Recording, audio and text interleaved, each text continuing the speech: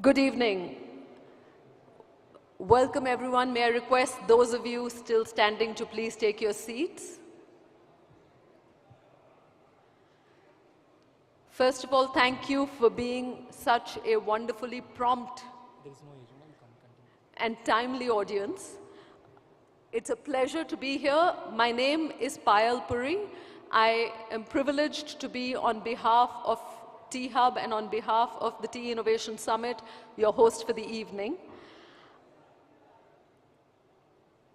Again, may I request a few people to take their seats? Yeah. Innovation, which is the theme for this evening, and innovation, which is the guiding principle, I think, both for THub and for the Tea Innovation Summit, is one of the most extraordinary of the human capacities. Innovation is the ability to invent, reinvent, and make anew the world around us. And I think it is absolutely no secret to anybody in this room that Telangana has already taken a leadership position in establishing itself as a hub of innovation. But with this edition, this is the second edition of the Tea Innovation Summit. This is, in fact, Tea Innovation Summit 2.0. With this edition, there is something exemplary that the state has undertaken, and it is to expand the definition of innovation to its widest meaning. Much like education is not just the gaining of degrees, innovation is not only about output and outcome. Innovation is about creating a culture in which ideas thrive, in which experiments thrive, in which vision can exist. Innovation is about the highest capacity of the human to think, to create, and to examine everything, including themselves. This year, for Tea Innovation Summit, the theme is Gladiators of the Mind, and we have the extraordinary privilege of having from across the world 3 minds like none other, whose body of work, whether we know it or not, whether we currently grasp it or not, is changing our very lives, every one of us in this room. And we will come to that later, but first, I just want to take a moment to locate why we are here. We are here, as I said, for the Tea Innovation Summit 2.0. This 2023 edition actually marks the 1-year anniversary of THub itself, THub 2.0, which is the world's largest innovation hub. And I think the state and everybody here, the stakeholders, must give themselves a great hand of applause. Please give yourself a hand of applause, because it takes something, it takes radical vision to put innovation front and center of what you are setting out to achieve. So congratulations to everyone here for being part of that. Since its inception in 2015, THub itself has incubated over 2,000 startups already over the last 7 years. It has also connected over 500 startups with corporate partners. It is a leading force in the Indian incubation system. It has won Best Incubator in India at the National Startup Awards, and more. But above all, like I said, in providing a fertile, creative space, it is doing something that I think other parts of this country aspire to and can only learn from. Before we come to the conversations that we have, in fact, slated for this evening, and before we invite our speakers, I think it's very, very important to salute and to hear from those who have set this vision in motion. And it is right at the outset my privilege to invite on stage Mr. Jayesh Ranjan. I think, again, no secret to anyone in this room. He is, however, for me to introduce him formally, he is an Indian Administrative Services Officer currently serving as the Principal Secretary of Information Technology, Electronics and Communications in the department at the government of Telangana.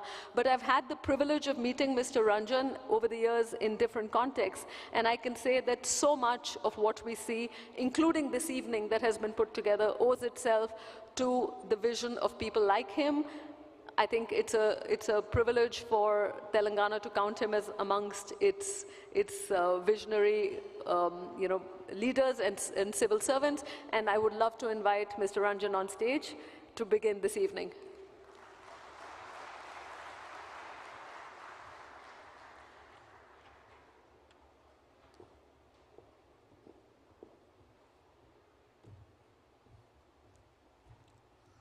Thank you. Thank you very much, Payal.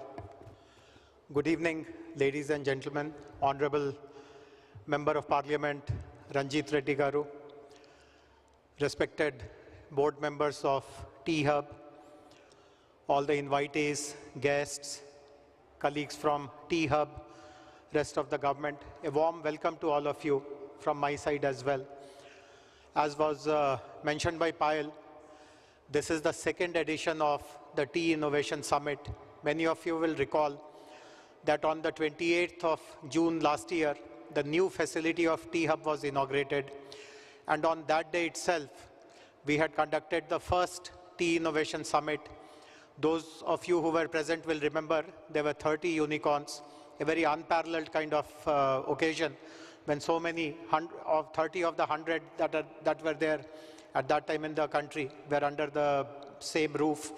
Plus, there were 42 VC representatives, and we had day-long sessions on how do we all collaborate to strengthen the innovation ecosystem. Today is the second edition, and I'm happy to announce that from here onwards, this will become an annual feature.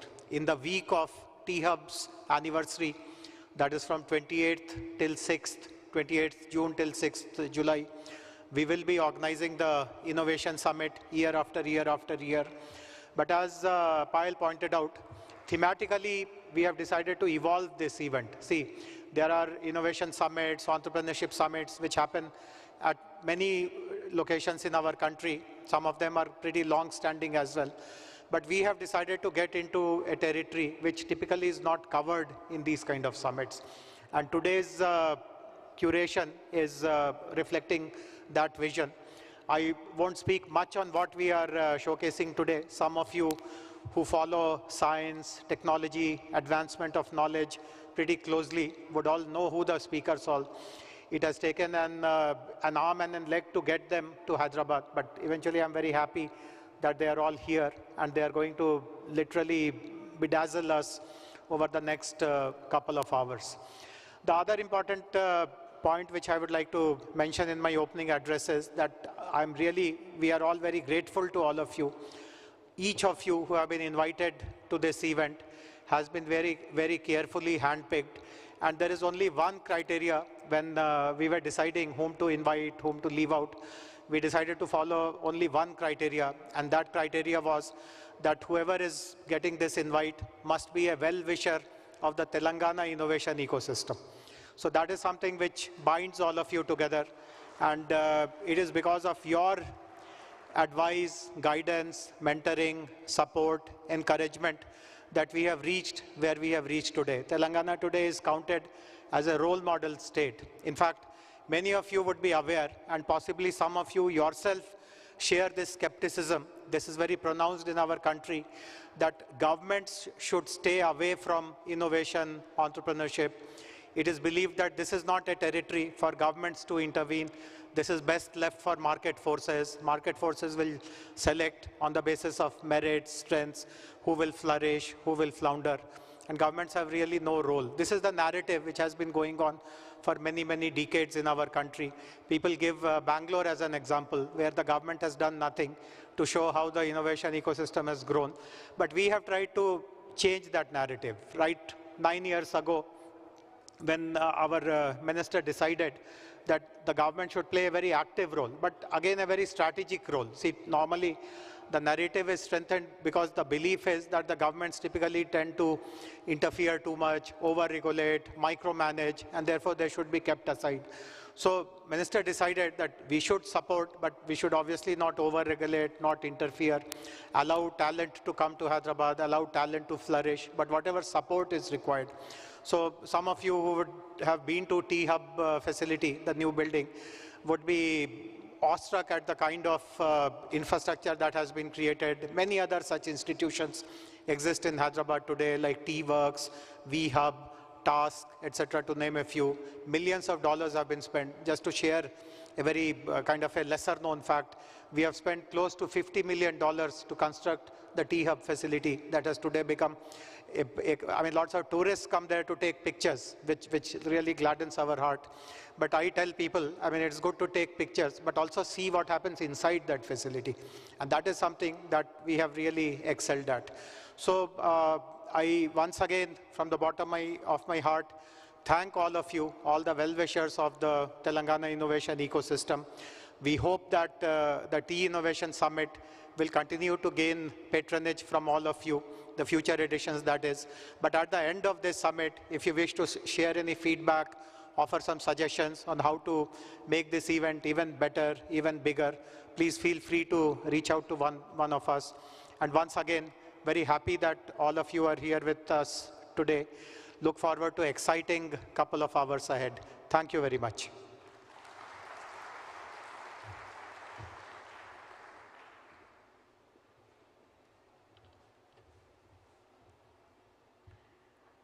May I briefly invite on stage Mr. G. Ranjit Reddy, Member of Parliament and Guest of Honor for this evening, to deliver a very special address.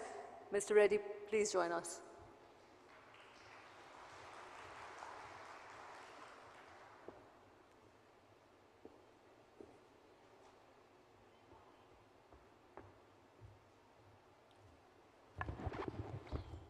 A very good evening.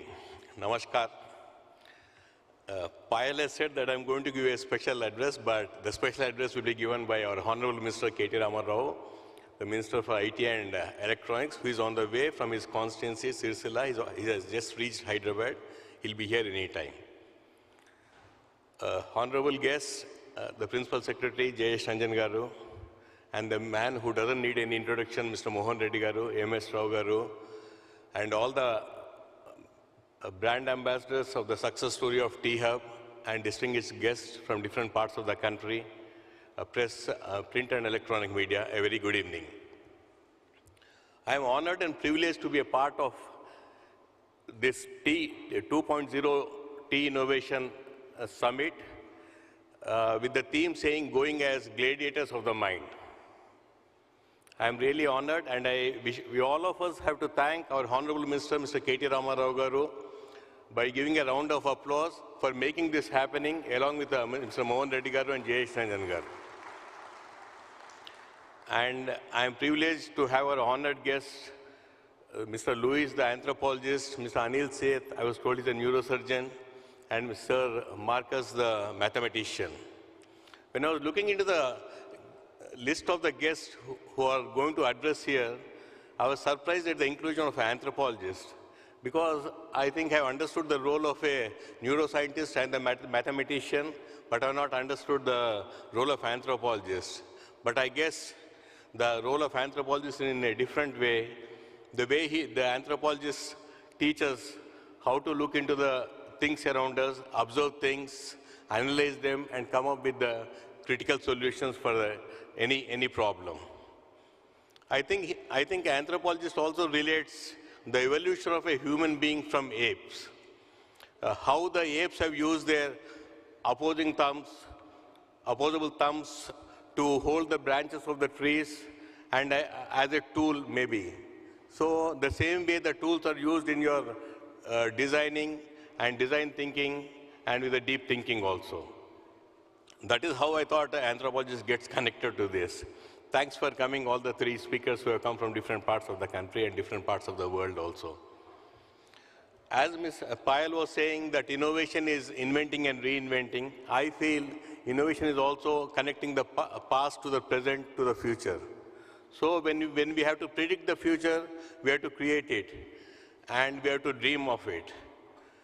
As Payal has said and as Mr. Jayesh Ranjan has said, we have to dream big, definitely, because the way our Honorable Chief Minister KCR Garu, the way he has dreamt for Telangana, having dreamt, it has become a reality now, and I think you all are seeing witnessing the success story of Telangana also. In the same way, our Honorable Minister, Mr. K.T. Rama Rao Garu, the Minister for IT, has promised all of us around the same time 9 years back in 2014, maybe on the same June 28th, I believe. So on that day, he has made a promise to make Hyderabad innovative hub, not only in the country, but at the global level, by adopting new technologies, by creating a new ecosystem in the innovation hub. So that is the success story of the THub, and I thank all the brand ambassadors who are part of it also. When you talk about a milestone on the occasion of the first anniversary of THub and having the Tea Innovation Summit of 2.0, we talk about the milestones achieved in the process. Generally, a journey is measured by the milestones it has achieved. I was looking into the success story of THub and all the milestones what it has achieved. I take this stage and platform to mention a few. I think most of you are aware of all those things. When I looked into the success story of the THub, the achievements what THub has made in the last 1 year, and what THub is going to achieve in the days to come, which we all wish and which we all anticipate also. Now, the THub is called as the largest incubator in the world. It is not just called as the largest incubator in the world. It has become the largest incubator in the world because in about 25 sectors, I was told, about 2,500 entities are enabled by the THub to get the funding of about $1.9 billion by creating 12,000 jobs. That is how it is called as the largest incubation center in the world. And it has also become the incubator for the incubators. I call it as incubator for the incubators because it has become a hub, it has become the center, it has become the center for entities like CAI, Department of Science and Technology, and so on. For having done all these things, you all know the achievements what we have got, for the accomplishments what we have got also.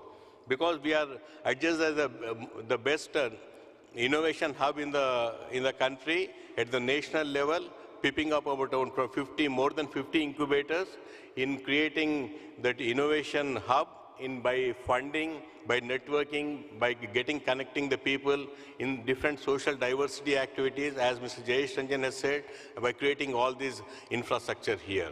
I congratulate the whole team of THub for getting this award at the national level, and also the award which is given by Department of Science and Technology as the best innovation technology hub also. And I was told that THub is not only for that. THub is also helping different states, including the Bihar state, for creating their innovation hub by exactly following what all we have done in THub. They are going to come up with a hub in their state by naming it as B-Hub again, the way we have named it as THub. I was also told that government of Maldives also is partnering with us. They're taking the technical know-how from us in getting their system developed in Maldives. We are really proud of the people who are getting involved in all these things. And the latest achievement I was told, which Mr. Jayesh Ranjan was addressing about, was T-Works. I was just told that it is one of the largest. I was also told it is world's largest prototyping center, the T-Works, which has the state-of-art tools and technology to create, to design, to form different shapes and come up with different designs. And I was told, I've seen that when the MD of Foxconn has come, I have come along with him and with our Honorable Minister. We were looking at the prototypes, the numbers, the volumes, what they do, the space, what the startups are given to create their own designs so that it will become an easy place for them to come up with the volumes and make the business also. So that is how I was told the THub is coming up with solutions for complex things which are on demand. So the delivery has become the tool mark of the THub. I really congratulate everyone when some visitors who are here and when they go out to open skies, I think they can see the Vikram satellites which are launched by one of the Skyroot startup company from this place. So in the process, what has happened to the state of Telangana? In the process, the state of Telangana has flourished in all aspects, especially because IT connected people are here. The way we have scaled up our IT jobs, the way we have scaled up our IT exports, when compared to national's average, we are 3 times, 4 times the IT placements, and I think last year we contributed to 44% of the IT jobs created in the country. That is a huge landmark achieved by the concerned department. And the same way the exports have happened. All the while before we got Telangana, we thought the Hyderabad is 3rd or 4th hub for the IT sector. But having achieved Telangana, now we have surpassed all those records. We are the toppest IT exporting state in the country. These are all achievements. All these achievements are possible only because of the untired efforts put in by Honorable Chief Minister KCR Garu and the timely decisions being taken by our concerned minister, Mr. K.T. Ramarao Garu. I thank the Honorable Chief Minister, the concerned Minister K.T. Ramarao Garu, and all the brand ambassadors who are part of the THub, because this THub has become such a happening place, as Mr. Jayesh Ranjan was saying, that people are going there to take photographs. and I am a member of the Standing Committee of IT in the Parliament also. So when my co-parliamentarians have come here for a standing committee in Hyderabad, I took all the parliamentarians to the THub and to different parts of the financial district, to the IT sectors. So they could not believe what was happening in Hyderabad. It was unbelievable for all the parliamentarians, including the senior-most parliamentarians like Mr. Shashi Tharoor, whom you are aware, I think. So that is a scale, of what has happened in Telangana. That is the upliftment of the IT sector. Kudos to all the whole team. Thank you. Good luck to all the startups. God bless.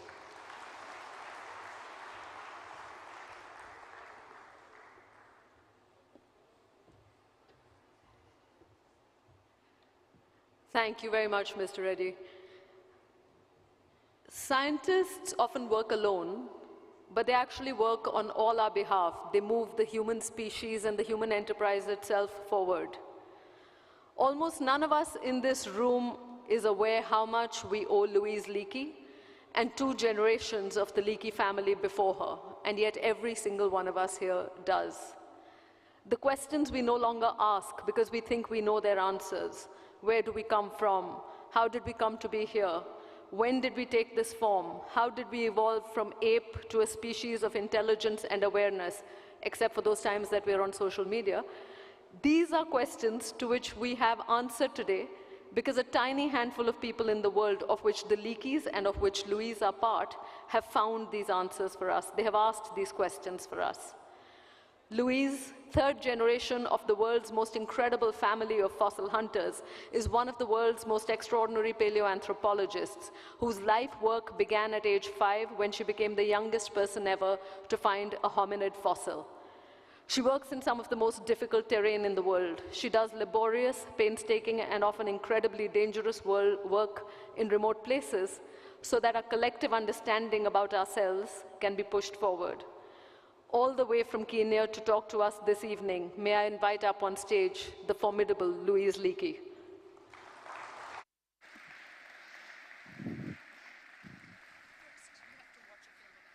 Oh, do I wait for it? Okay.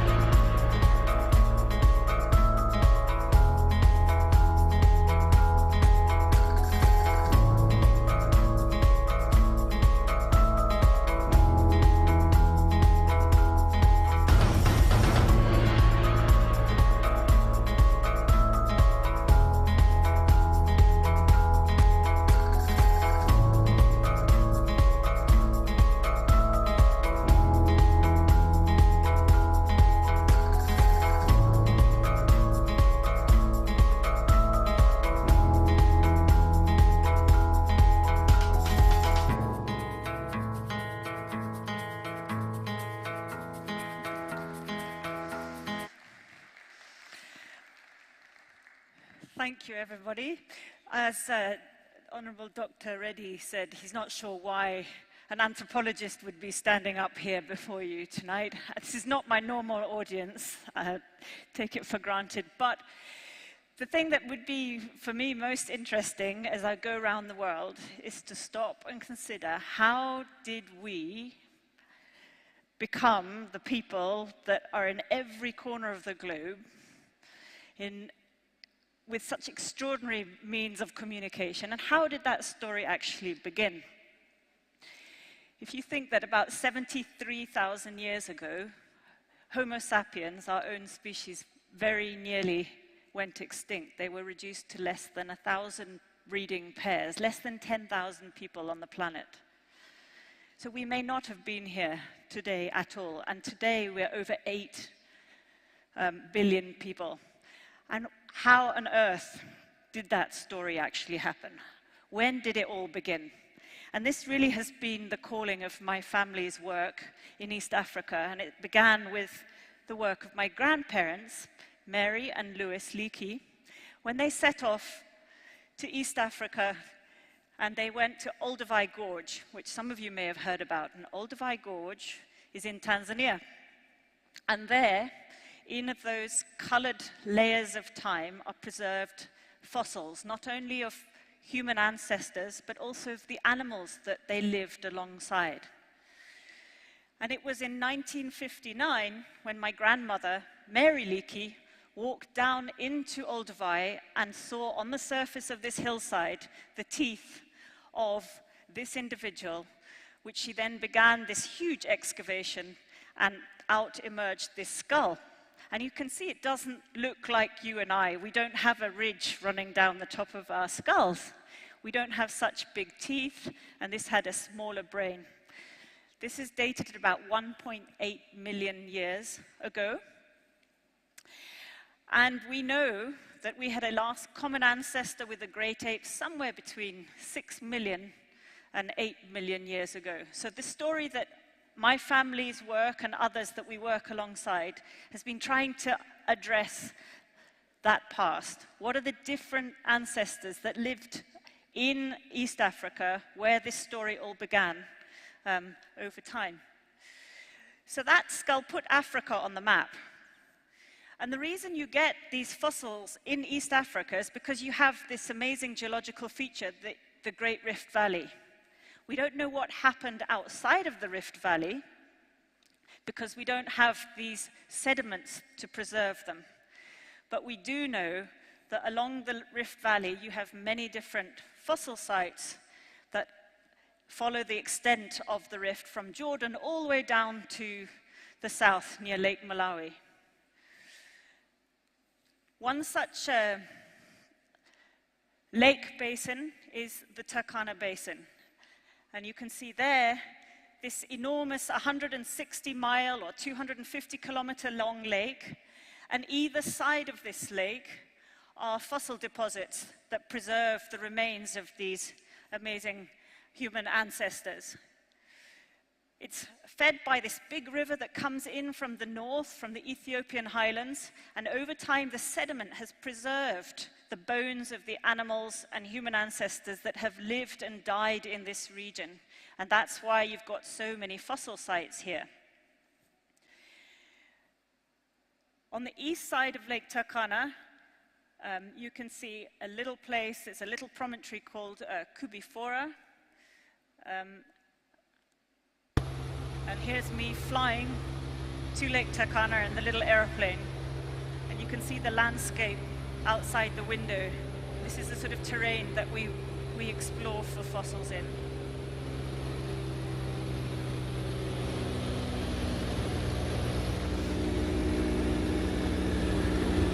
Let's stop that. You'll get airsick if I keep it going too long. The other thing we use airplanes for, of course, is to try to get aerial images of the fossil sites. They have helped us to find fossil sites. Nowadays you've got satellite imagery and it's a lot easier to go and find sites to go and explore in. But in the past we had to take photographs from the airplane, and those photographs we used as little maps so that when we found a fossil we'd actually mark it with a pinprick and we'd write a number on the back, because once you move a fossil you lose all context from where it came from. And it's absolutely important to know where it comes from so you can actually know how old a fossil actually is as well. And so these obviously are much easier. These days you have GPSs, and when you pick up a fossil you can actually mark it using your phone and you know exactly where it came from and you can get back to it.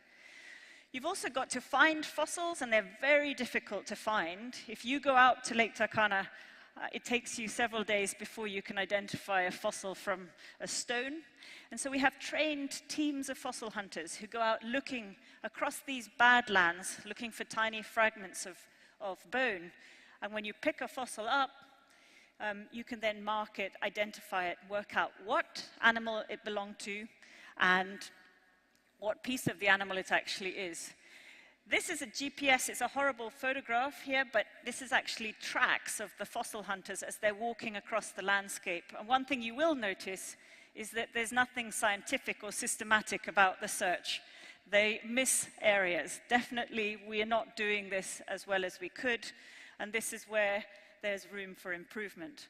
I just want to share with you how we find these fossils, and so you find a small fragment on the surface, and you pick it up, and this is a typical landscape. A fossil is in the middle of that photograph. Look very carefully, and there's a lower jaw of a 4-million-year-old ancestor before it was actually recovered. And you can see how it disappears very quickly again. So it's incredibly difficult to find these fossils before you actually collect them and begin to dig them up. Here's where I think consciousness determines what place beings occupy in the living world and the space they are given to thrive and grow. And as the new raging debate about artificial intelligence and machine sentience shows, there is a reason why science, above all, is where this question has come to preoccupy us most urgently. Without understanding the question of consciousness, we will never fully understand the capacities and the limitations of artificial intelligence. Before we understand what machines can or cannot do, we need to understand what the human can or cannot do. What is human consciousness? And to help us understand just that, it is my absolute privilege to invite the scientist defining the field and setting the agenda for these conversations, Anil Seth.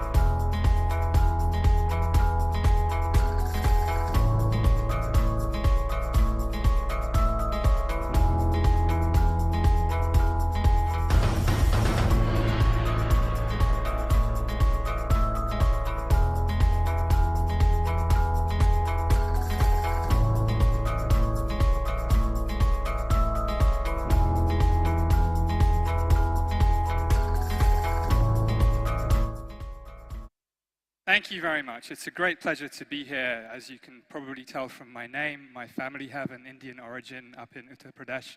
And so coming back to India is always, for me, a sense of a homecoming too, even though I've never lived here. So it's a great pleasure. Thank you for inviting me. This is an innovation technology summit, and of course the brain, our brains, is possibly the most, well, not possibly, definitely the most impressive piece of technology that exists in the world at the moment, and probably still will be in 50 years, in 100 years. The human brain has about 86 billion neurons in it, and there are about 1,000 times more connections, which means that if you counted one connection every second, it would take you 3 million years to finish counting. It's a complex object. That's the challenge of understanding the brain. It's not its scale.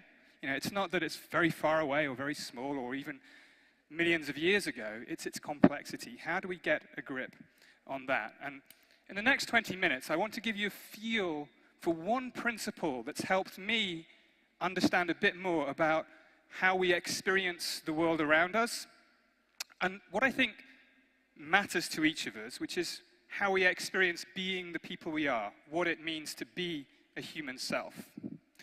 And I want to start with a story. I just go back a little bit in time, not a million years, but just a few decades. And the story is a tale of two philosophers. There's a philosopher I think you probably know, Ludwig Wittgenstein, And another philosopher, his biographer, his colleague, his one-time student, Elizabeth Anscombe. And the story is that one day they were walking in the garden after breakfast, and Wittgenstein says to Anscombe, he says, why did people at one time think it was natural to suppose that it was the sun going around the earth that gave us night and day, rather than the earth rotating on its axis? This is the kind of question that Wittgenstein likes to ask after a breakfast. Elizabeth Anscombe thought about it for a minute, and she said, well, I guess because it seems as though the sun goes around the earth. Wittgenstein pauses, and then he replies. He says, okay, but what would it seem like if it seemed as if it was the earth rotating on its axis that gave us night and day? Now, of course, we know from Copernicus that it is indeed the earth rotating on its axis that gives us night and day. Wittgenstein, I think, was making 2 points. He was firstly making the point that how things seem is not how they are. It seems as though the sun goes round the earth. It rises in the east and it sets in the west. But he's also making the point that when we understand how things really are, that it's the earth rotating on its axis, that things both seem different, but still the same. The sun still rises in the east and it still sets in the west. Our perspective doesn't get replaced, it gets enriched. And I want to tell you now a similar story about perception, about how we experience the world around us and ourselves within it. So this is actually last week. I was lucky enough to be up in Himachal Pradesh. This is near Shimla. My niece's wedding was there. And there's these beautiful views up there. Now, it might seem as though you just open your eyes and the world just pours itself into your mind through the transparent windows of your eyes and your ears. I mean, that seems so obvious. It doesn't seem there's anything to understand there. It's just, there's the world in all its glory. And it might seem as though the self, you're perched somewhere inside your skull, reading the world out through the senses, figuring out what to do next, and then doing it. You sense, you think, you act. That's maybe how things seem. There's a world, we perceive it, the self is doing the perceiving, the self decides what to do, and we do it. How things seem is not how they are. What I want to try and suggest is that our experiences of the world around us and of being a self within it are both forms of perception. In fact, they're both what I would call controlled hallucinations. The experience of the world around us and of us being a self within it are brain-based best guesses about the way things are that are not tuned by accuracy, but by how useful they are. We experience the world around us and the self within it, not as things are, but as it is useful for us to do so. So to try and give you a flavor for how this works, let's start with something very simple. Let's start with color. Color, of course, gives our lives beauty, it gives our lives meaning. Color is a very important part of our existence. But our experience of color is anything but straightforward. And we don't even need neuroscience for this. We know from physics, of course, that there's this huge electromagnetic spectrum going all the way from radio waves at one end to X-rays at the other. And the so-called visible spectrum is just a tiny slice of this larger energy range. And this thin slice of reality, color-wise, that's where we live. But even within that thin slice of reality, what we see is not what's there. Our cells in our eyes are sensitive to only 3 wavelengths, but out of those 3 wavelengths, we experience millions of distinct colors. So when we experience a color, what we're experiencing is simultaneously both less than what's really there, it's just a tiny slice, but more than what's really there. It's certainly not a direct reflection of what's actually there. Now, the idea to make sense of this, and this is the idea I'd like each of you to take away from this talk, is that your brain is a prediction machine. That all it's doing all the time is making predictions about the causes of the sensory data that it gets. And it's the predictions that we experience. That is what defines our perceptual experiences of the world and of the self. Now, this is an old idea. It's pretty old anyway. I mean, after Louise's talk, we have to think differently about what counts as old, but we can go back at least as far as Plato and his allegory of the cave. Now, in Plato's allegory of the cave, prisoners were chained to the wall, and all they could see were shadows cast on the wall of the cave by a fire. And they took these shadows to be real, because that's all they had access to. Now, if we fast forward over a couple of 2,000 or 3,000 years to the present day, and instead of thinking about prisoners trapped in a cave, think about your own brain trapped inside this bony vault of a skull. Now, it's dark inside your head. It's silent inside your skull. There's no light, there's no sound, there's nothing at all. All the brain has to go on when it's trying to figure out what's going on in the world are just electrical impulses that are only indirectly related to things out there, whatever they may be. So to make sense of these ambiguous, uncertain, unlabeled signals, they don't come with labels like I'm from a car or a coffee cup or a glass of water. They're just electrical impulses. In order to make sense of them, the brain has to combine these signals with its prior expectations or, about what's going on in the world, about what's actually out there. And by updating its expectations based on what's out there, the brain basically infers, it reaches a best guess about the causes of the sensory signals that it gets. And the idea here is that is what we experience. The brain doesn't read out what's out there, it actively generates our worlds and ourselves. Let me give you a couple of examples. And here I want to test to see whether it's working. So how many people have seen this before, by the way? This is called Adelson's checkerboard. Anyone seen this before? Not many. This is good. So if you look at this, you look at those two colored patches, A and B. Now, hopefully they should look to be different shades of gray to you. Is that right? Can I see?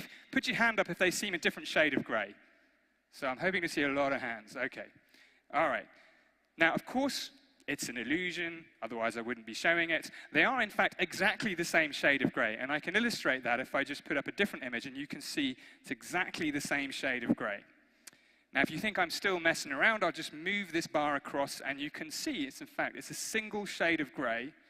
It's not different at all, but take the bar away, and they look different again. So what's going on here? Well, the brain wasn't designed, it didn't evolve to measure sort of how much light is actually there. The brain evolved to figure out what's really going on, and its best guess of what's going on is that there's a checkerboard. And the brain knows that things in shadow appear darker than they really are. So that's why we experience that patch B as lighter than it really is. I'll give you one more example. This is one of my favorite. This is called the hollow mask illusion. Now, thinking back to Louise's talk again, and the evolution of our brains, we are social creatures. Perceiving faces has been very important to our species for millennia, for hundreds of millennia. And every face that we've ever seen and that all of our ancestors have ever seen points outwards, with a nose pointing out like that.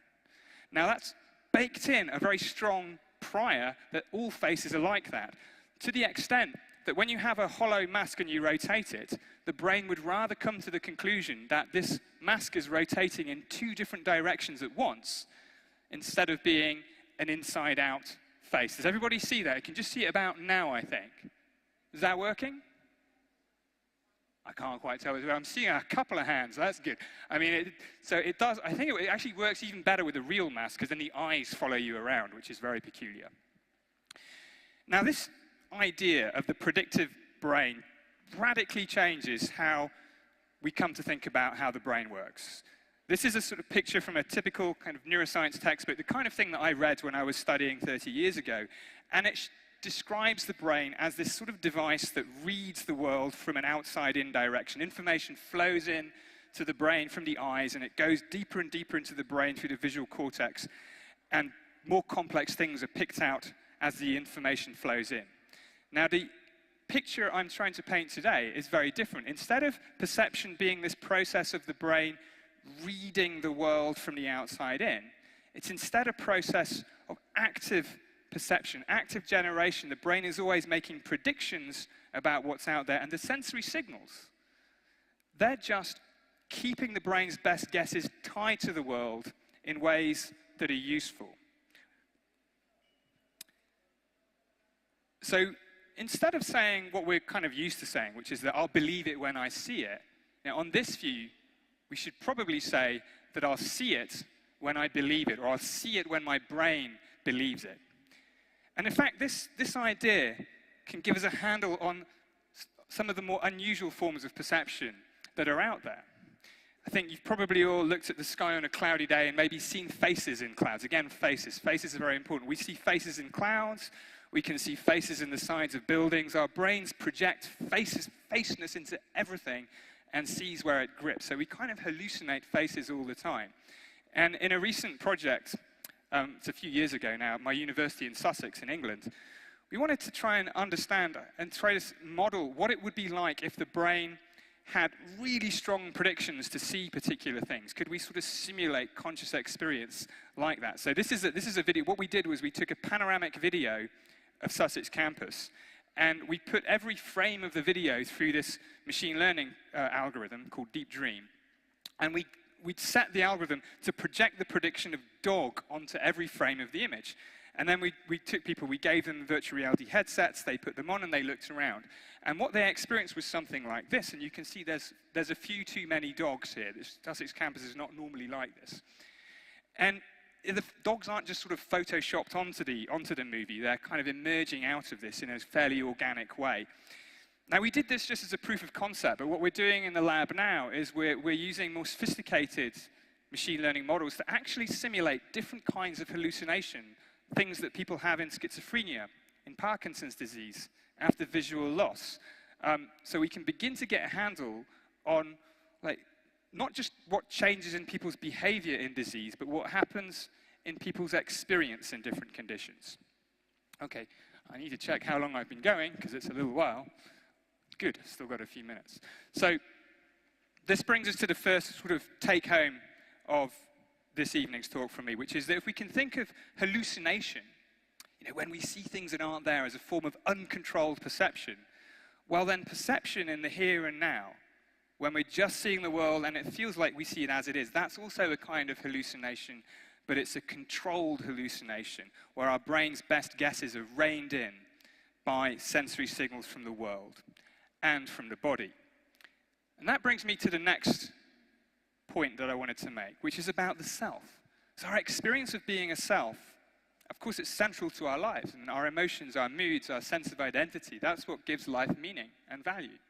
And instead of the self being the thing, the essence of you that's perched inside your head, doing the perceiving, the idea is that the self is a perception too, or rather it's a collection of perceptions, because there are many different ways in which we experience being a self.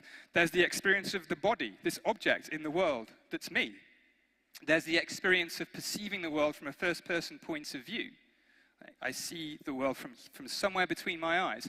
There's the experience of intending to do things, being the cause of actions, being the author of my thoughts, what we call the volitional self. Then there's the experience of being a continuous identity over time, with a name, with a set of memories, and with plans for the future. And the experience of being a person among other people, the social self.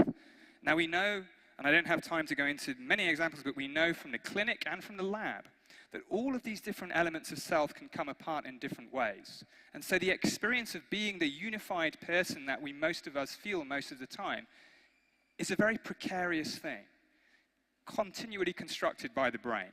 And I want to give you one example of this, which is about the experience of the body. Now, this again is something it's very easy to take for granted that, well, I know this is my arm. It just feels like my arm, right? What's to explain? Well, it turns out that our experience of what the body is quite easy to change. There's a very famous demonstration of this called the rubber hand illusion. How many people have seen the rubber hand illusion before? Quite a few, more than the first illusion, isn't it? Numbers are growing up one by one. This is good. So this is the rubber hand illusion. I'm going to show it again. And it shows how easily the brain can be tricked into experiencing the body in a different way. So what happens in the rubber hand illusion is you see the guy in blue, his real hand is hidden from sight behind this cardboard partition, and there's a fake hand in front of him in a position which is quite plausible, where a real hand might normally be. Then the guy in green, the experimenter, takes 2 paintbrushes and he strokes both hands at the same time. And now from the perspective of the guy in blue's brain, It's seeing a hand, it's seeing the hand being touched, and he can feel touch because his real hand is being touched too. So from the brain's perspective, the story goes that the brain just reaches this new best guess, controlled hallucination, that the fake hand is in fact part of the body. This is what it looks like in practice. And there are many ways to test it, to see whether it's working, but there's one way in particular which I think is by far the best.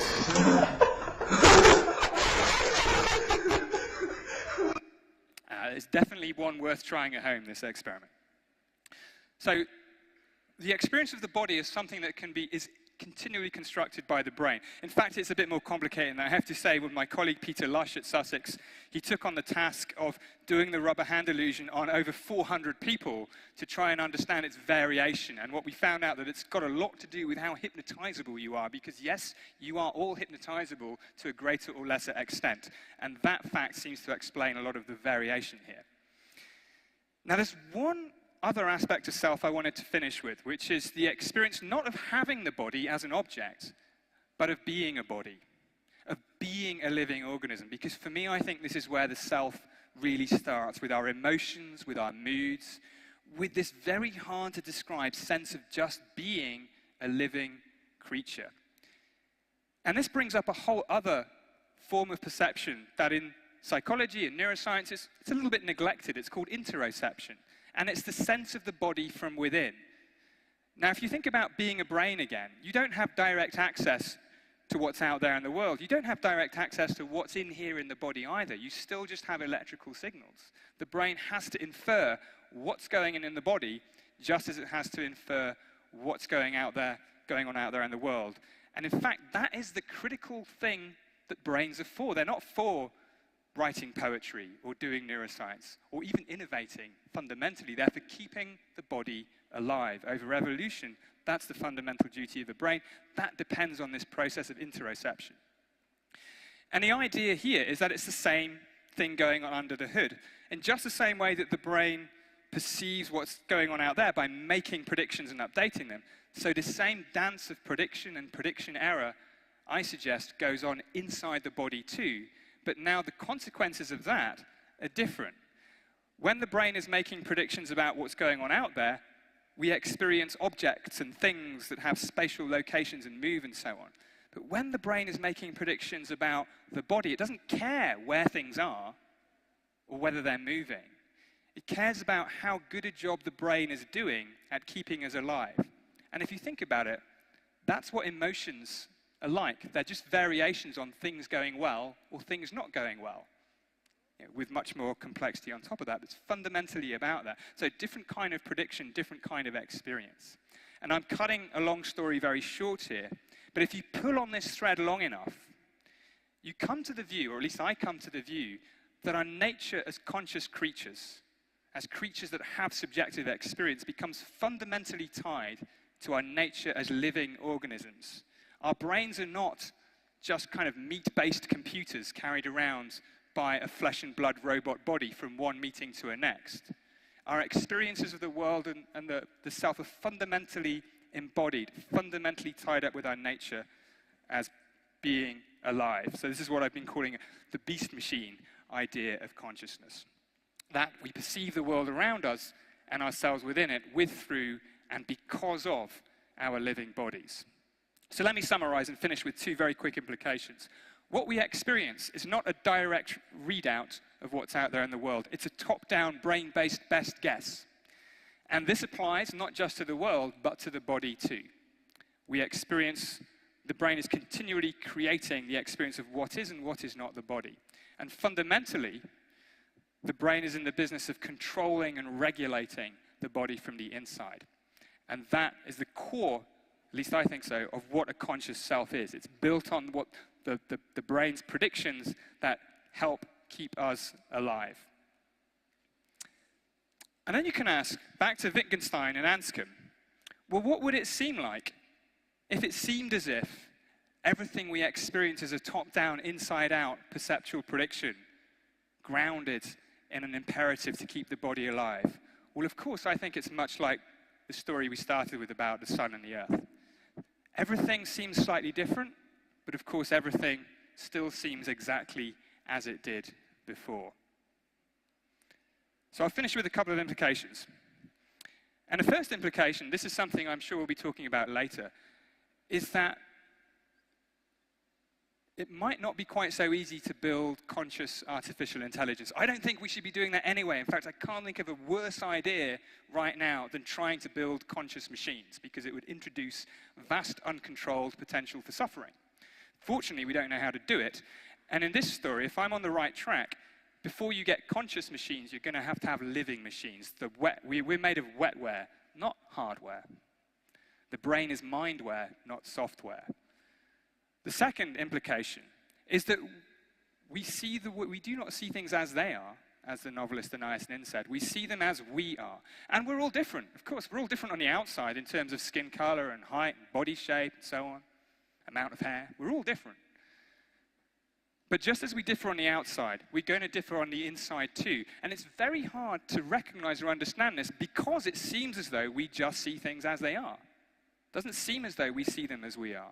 And of course, I don't know what your experience is like. I can't put it on the table and look at it. So I think this is very important to recognize, and it's a challenge that we're working on right now to try and understand much more about this inner diversity, how we all experience the world in our own unique way, even though it seems as though we don't.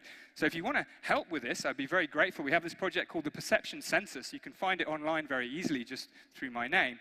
And it's a series of little interactive illusions and games and things that we're trying to surface this hidden landscape of how we all differ. And I think doing so is going to really help us build new platforms for empathy and communication, because to bring people together, you first have to understand how we differ in the first place. We've had participants from over 100 countries already, about 30,000 altogether, but we'd love to get more participants in this from India. So I'll leave it there. There's a book, I think, copies outside where these ideas are explained in a bit more detail. But I want to thank you for your attention and for inviting me to this wonderful event.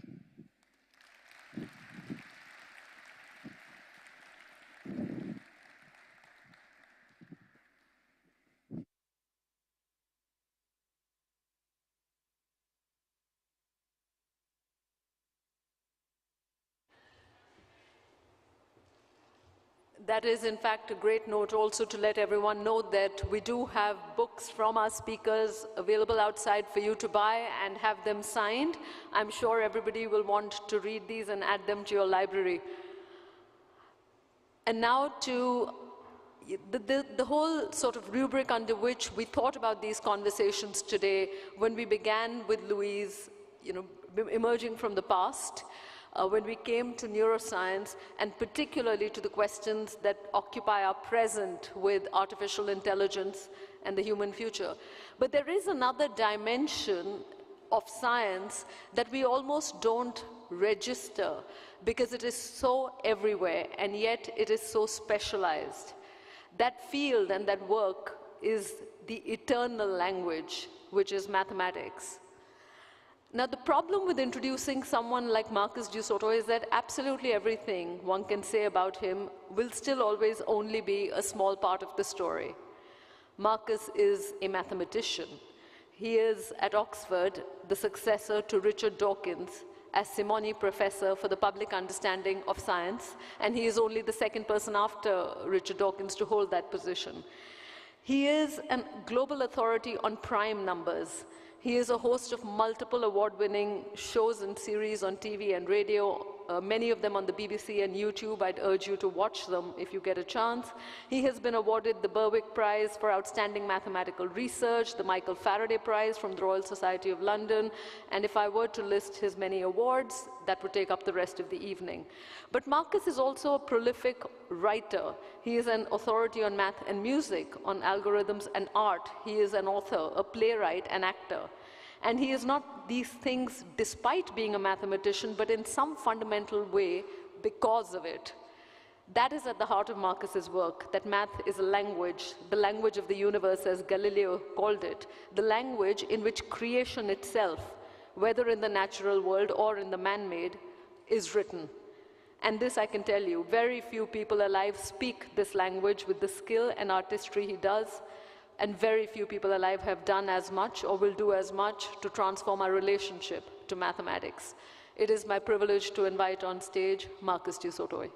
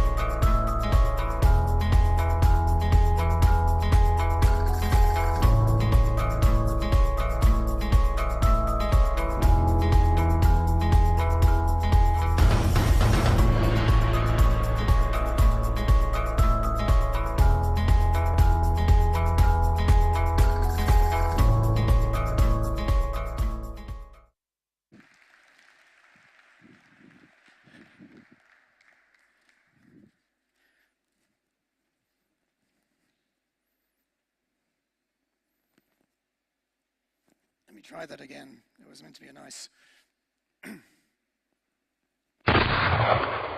On the 30th of May, 1832, a gunshot was heard ringing out across the 13th arrondissement in Paris.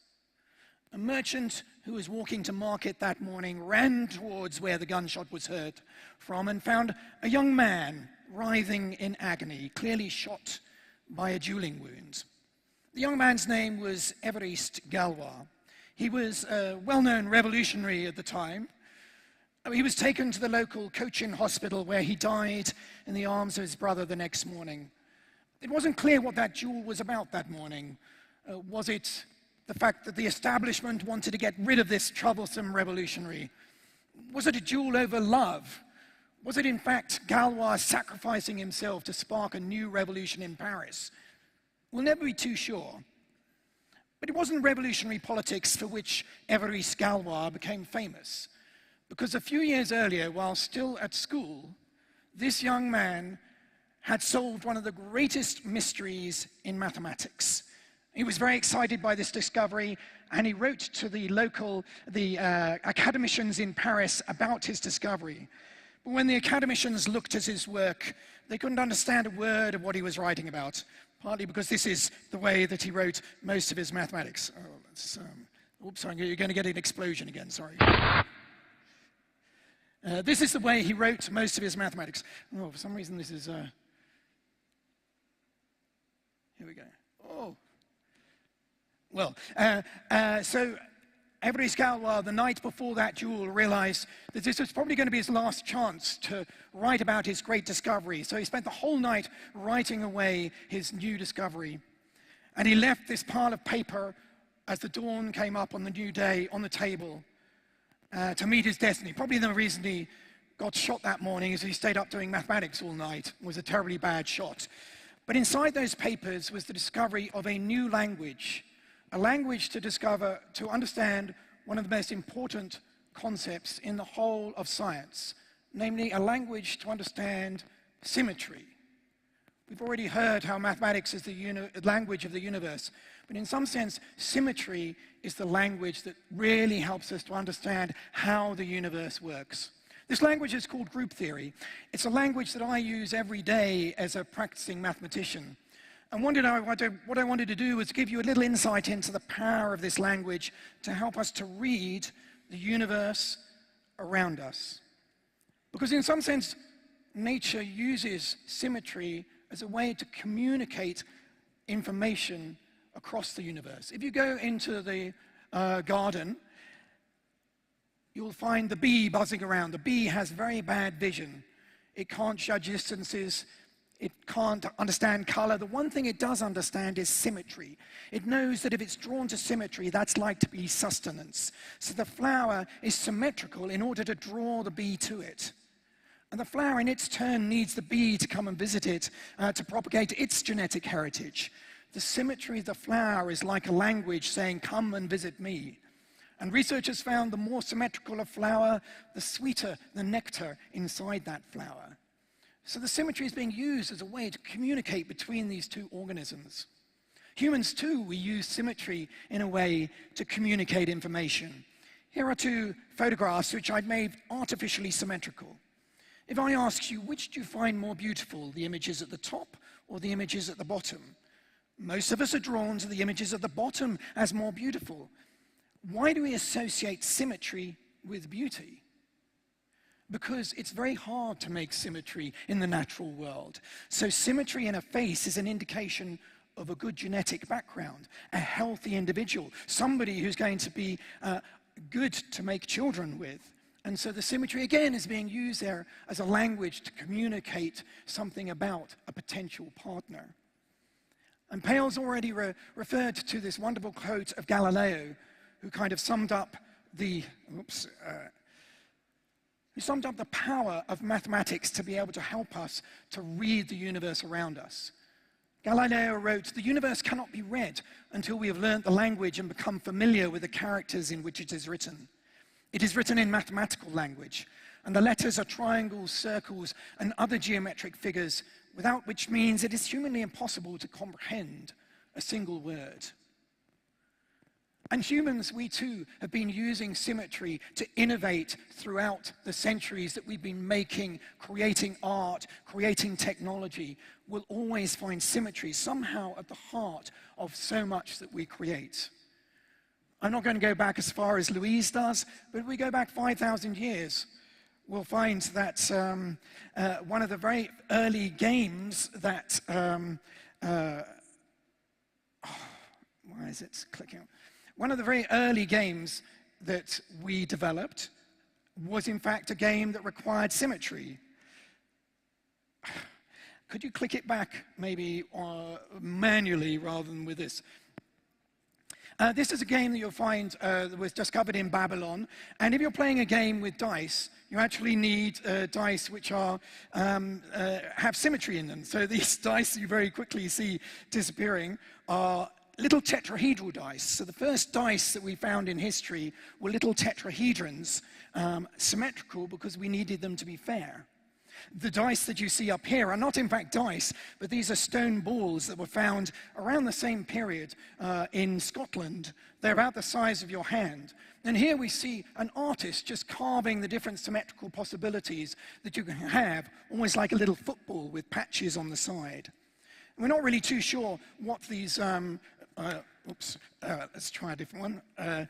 What these things were used for, but here we see just somebody passionately exploring the possibilities of symmetry. It took until the ancient Greeks 2,000 years ago for us to...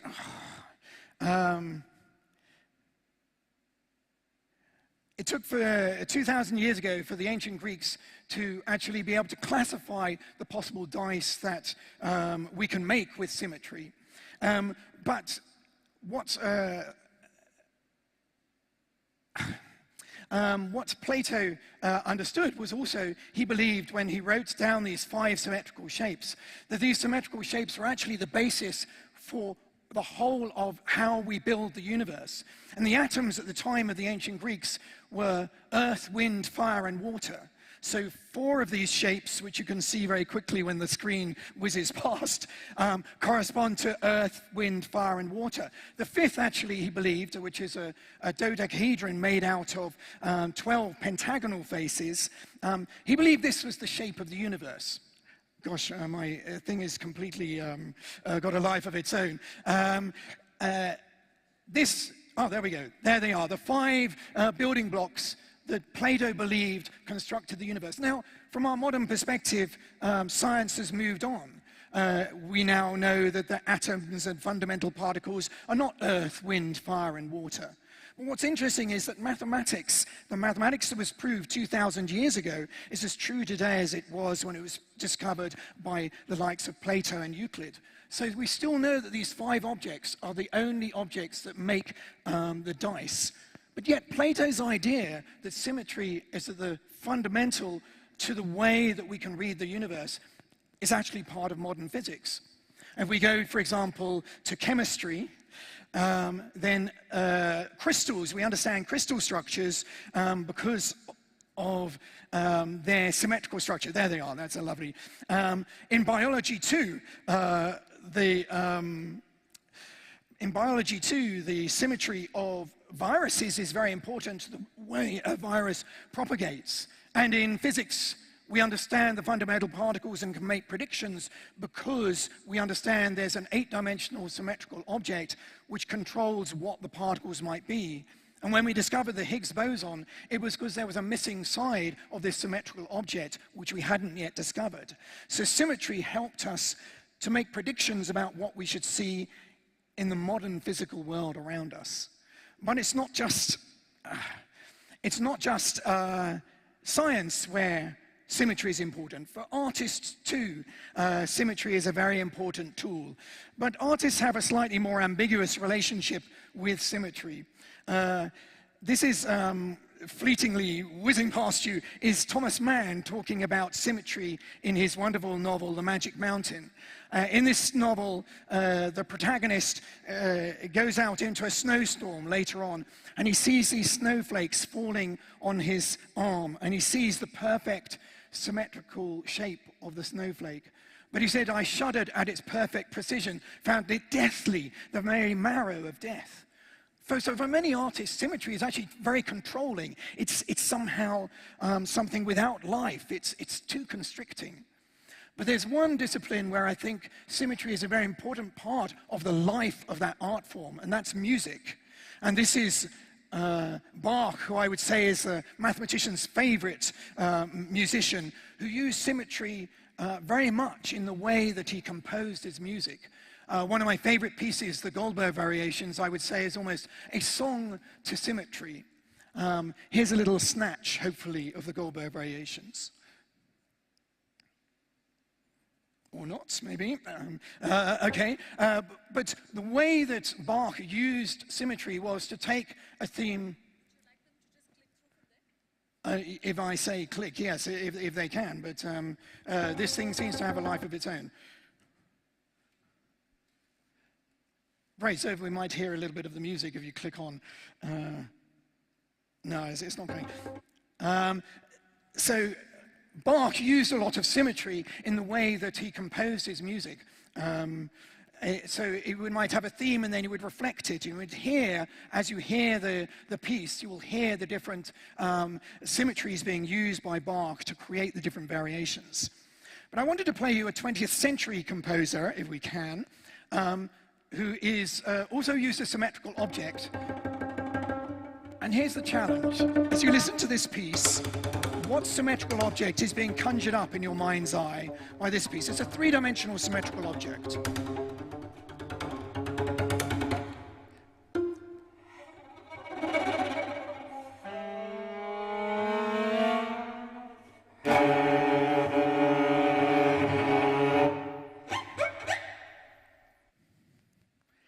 Well, that was in fact a cube, but even when I'm told it's a cube, I find it quite hard to hear a cube inside there.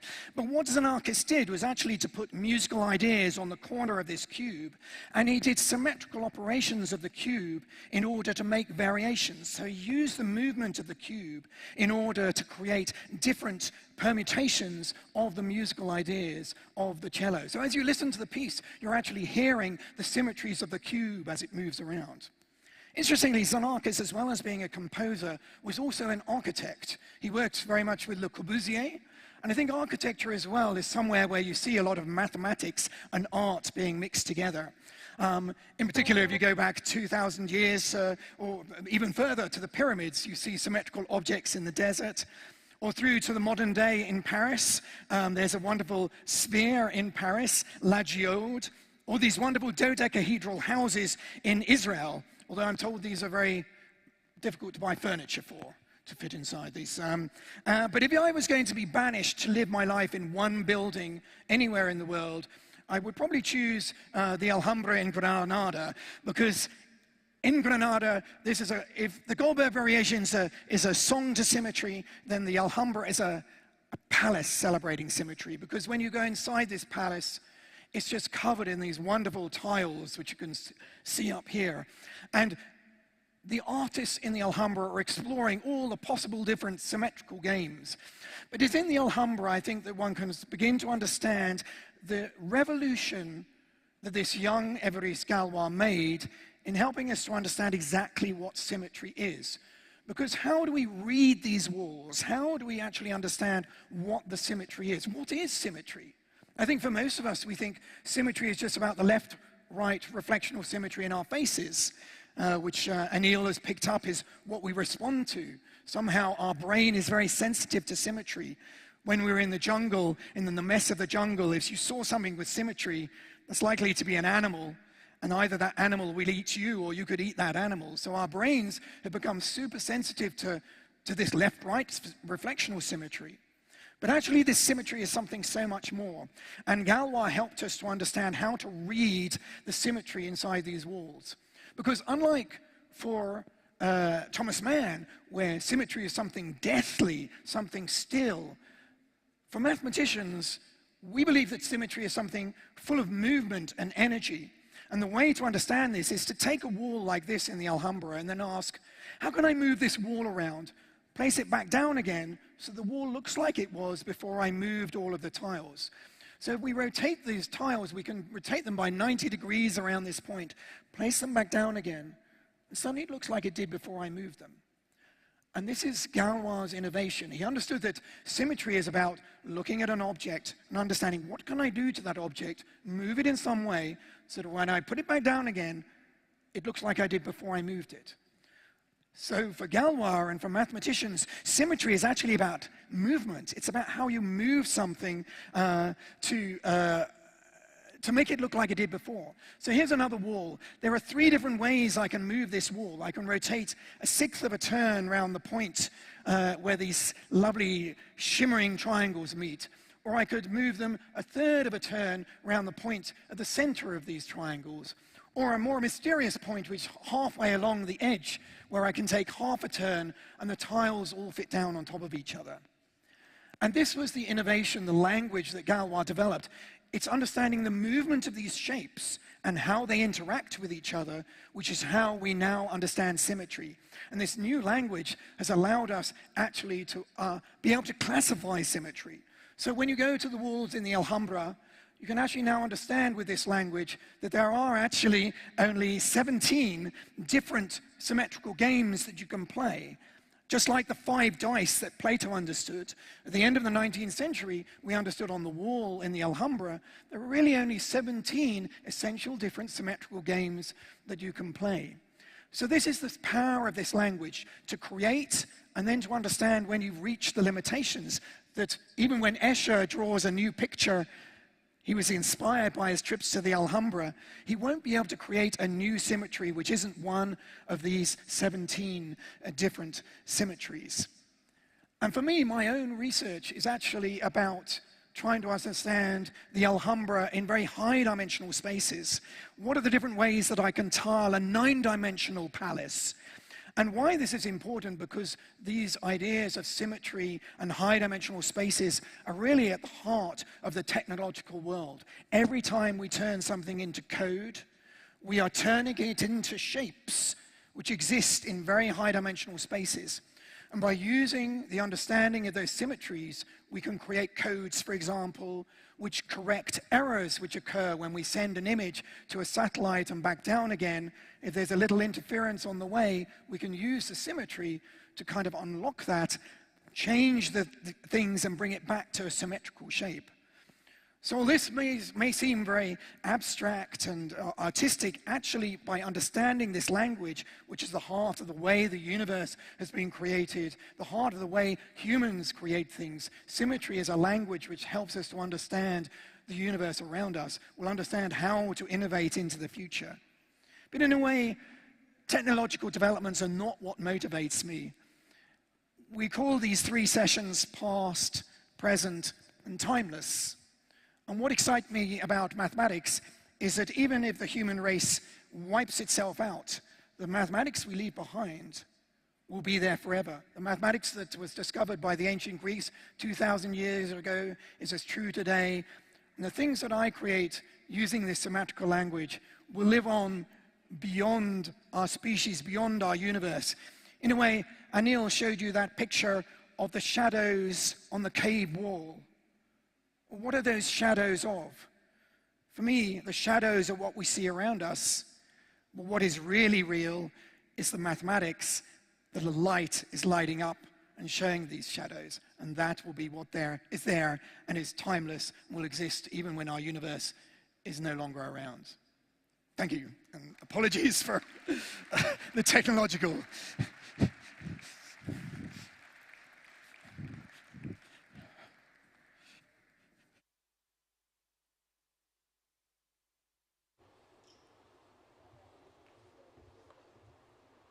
Thank you, Marcus, and I apologize for clearly, not everything is as orderly as mathematics, and clearly, you know, clickers are one of those things.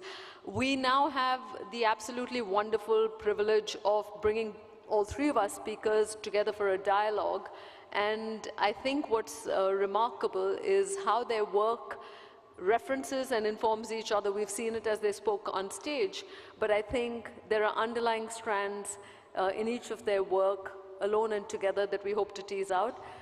As soon as we have the chairs up, may I invite back Louise Leakey, Anil Seth, and Marcus Dusotoy.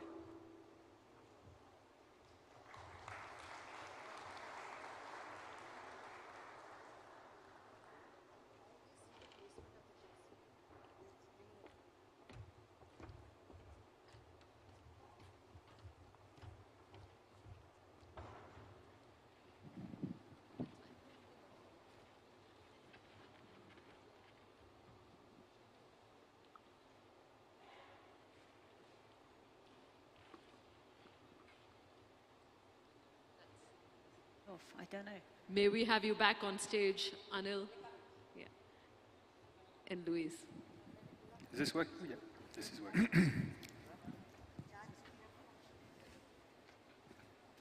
Okay, join Marcus. Okay.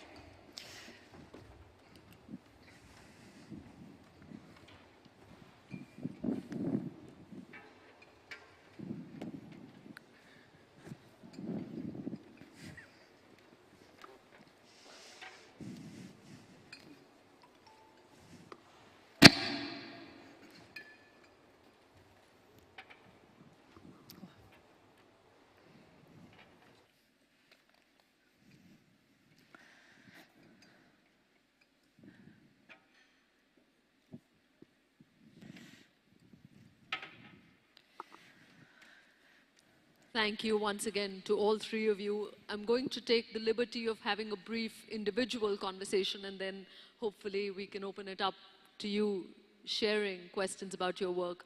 Louise, it's almost too basic a question, but why do we study human origins? And in a sense, do we not already know everything we need to know? What's still left to know? I think we'll never know everything that we ever know or we need to know. Just the nature of how difficult it is to ever find the fossil evidence of that extraordinarily long story means that there are many gaps in the record, and we're trying to assemble our understanding of species based on very fragmentary evidence. And so when you're trying to actually look at the questions of, you know, the origins of consciousness and early art or behaviors, that stuff doesn't preserve. And so some of those questions I'm not sure we'll ever be able to answer because we won't have the record to show it. But as we've seen recently, when a new discovery is made, it often upends what we believed before because it's based on fact and discoveries. And so it's a very exciting space now that there's so many people working in different places. And there are these huge surprises that come up which change our view of things. So I think we won't have all the answers necessarily. I just want to, because you actually explain it in a way that makes it visceral, would you tell us what it really even takes to become a fossil? Okay, so it really depends. A fossil really, it depends in the context of how it was preserved. So where in Lake Turkana you've got these very open landscapes, which obviously were part of why humans became bipedal and became who we are, our ancestors. But they're preserved in these lake basins or rivers that preserve the fossils. So you've got sediment and water. That means that the bones then mineralize. They become a stone. In southern Africa, you've got caves, which is a very different depositional environment. There, bones fall into these limestone caves and deposits, and they're preserved, but they're often much more complete. You get skeletons, because they haven't been out in these open landscapes and picked by jackals and hyenas and things that disperse a skeleton before it's fossilized. Fossils can be footprints, trackways, that show something walked across a landscape. So we know from 3.3 million years ago, we've got a trackway preserved in an ash horizon of 3 individuals that were clearly walking upright across the plains at that time. So we're always looking for clues that will indicate what our ancestors were actually doing. But it's very, very fragmentary evidence, and we are limited by the evidence that we then find or try to find. Since we're here, in a sense, around the idea of innovation, what does the human evolutionary story tell us about innovation or about the human capacity for innovation? Yeah, I think that, I mean, it is surprising if you think how far back stone tools were made. And it, obviously, what drives you to, or what drives an individual to make a tool, is something to, so if you want to break open a nut, like you saw those chimpanzees doing, or if you want to get into a bone and access a different food source, like bone marrow, or so it's easy to chase lions off a kill, for instance, and you've got a new supply of, or a ready supply of protein, but how are you going to actually get at that protein without a tool? You can't just rip pieces off. You're going to look for a tool. So that's what I think then drives making this early technology. So it's, you know, I think that's one of those things that you've got to try and push back. At what point can you find the earliest evidence for early cultures, innovation, and the earliest stone tools that we know go back to that far. But look at tool use and where we've taken it now. I mean, to be able now to, as humans, to put buggies on Mars, for instance, and to land on the moon, it's a huge leap forward in terms of innovation, and yet it had these very primitive beginnings. We'll come back to the connection between tools, mathematics, and consciousness, but I wanted to sort of jump right to modern times, Anil, and say, I think the burning question, you touched on it as you closed, it's been a remarkable few months in the artificial intelligence world, and from sounding almost outlandish just a year ago, it seems plausible that sentient machine intelligence could exist. One, do you think it can exist? And two, although you began to allude to this, do you think it should exist? Thank you. Yeah, I mean, it has been quite remarkable. I actually did my PhD was in AI back in the late 90s, but that was during one of the AI winters, which meant that when I finished my PhD, I had to stay in academia. I couldn't go and get a job that paid like a lot more money, which most students now do, because there's so much going on. I'm skeptical a little bit, though, about where this current acceleration will lead. For sure, there's been an acceleration. But, you know, we humans, we're very easily suckered in. Firstly, we're very anthropocentric. So we tend to see the world through the lens of being a human. We judge things as better if they're more similar to us in some sort of very simplistic way. And we're also very anthropomorphic. You know, we tend to project human qualities into things on the basis of superficial similarities where the property might not actually be there. And so when it comes to the properties that machine learning systems have, and let's talk about chat bots, large language models like GPT-4 and so on, there's so much out there already that even setting aside consciousness, people say, oh, the model understands, it thinks, it knows, it reasons. It doesn't do any of these things. You know, they're very impressive. They predict the next word or word part, having been trained on the entire internet. They're very impressive, but that's what they do. But we project these qualities into them. They're still very easy to defeat if you try to defeat them.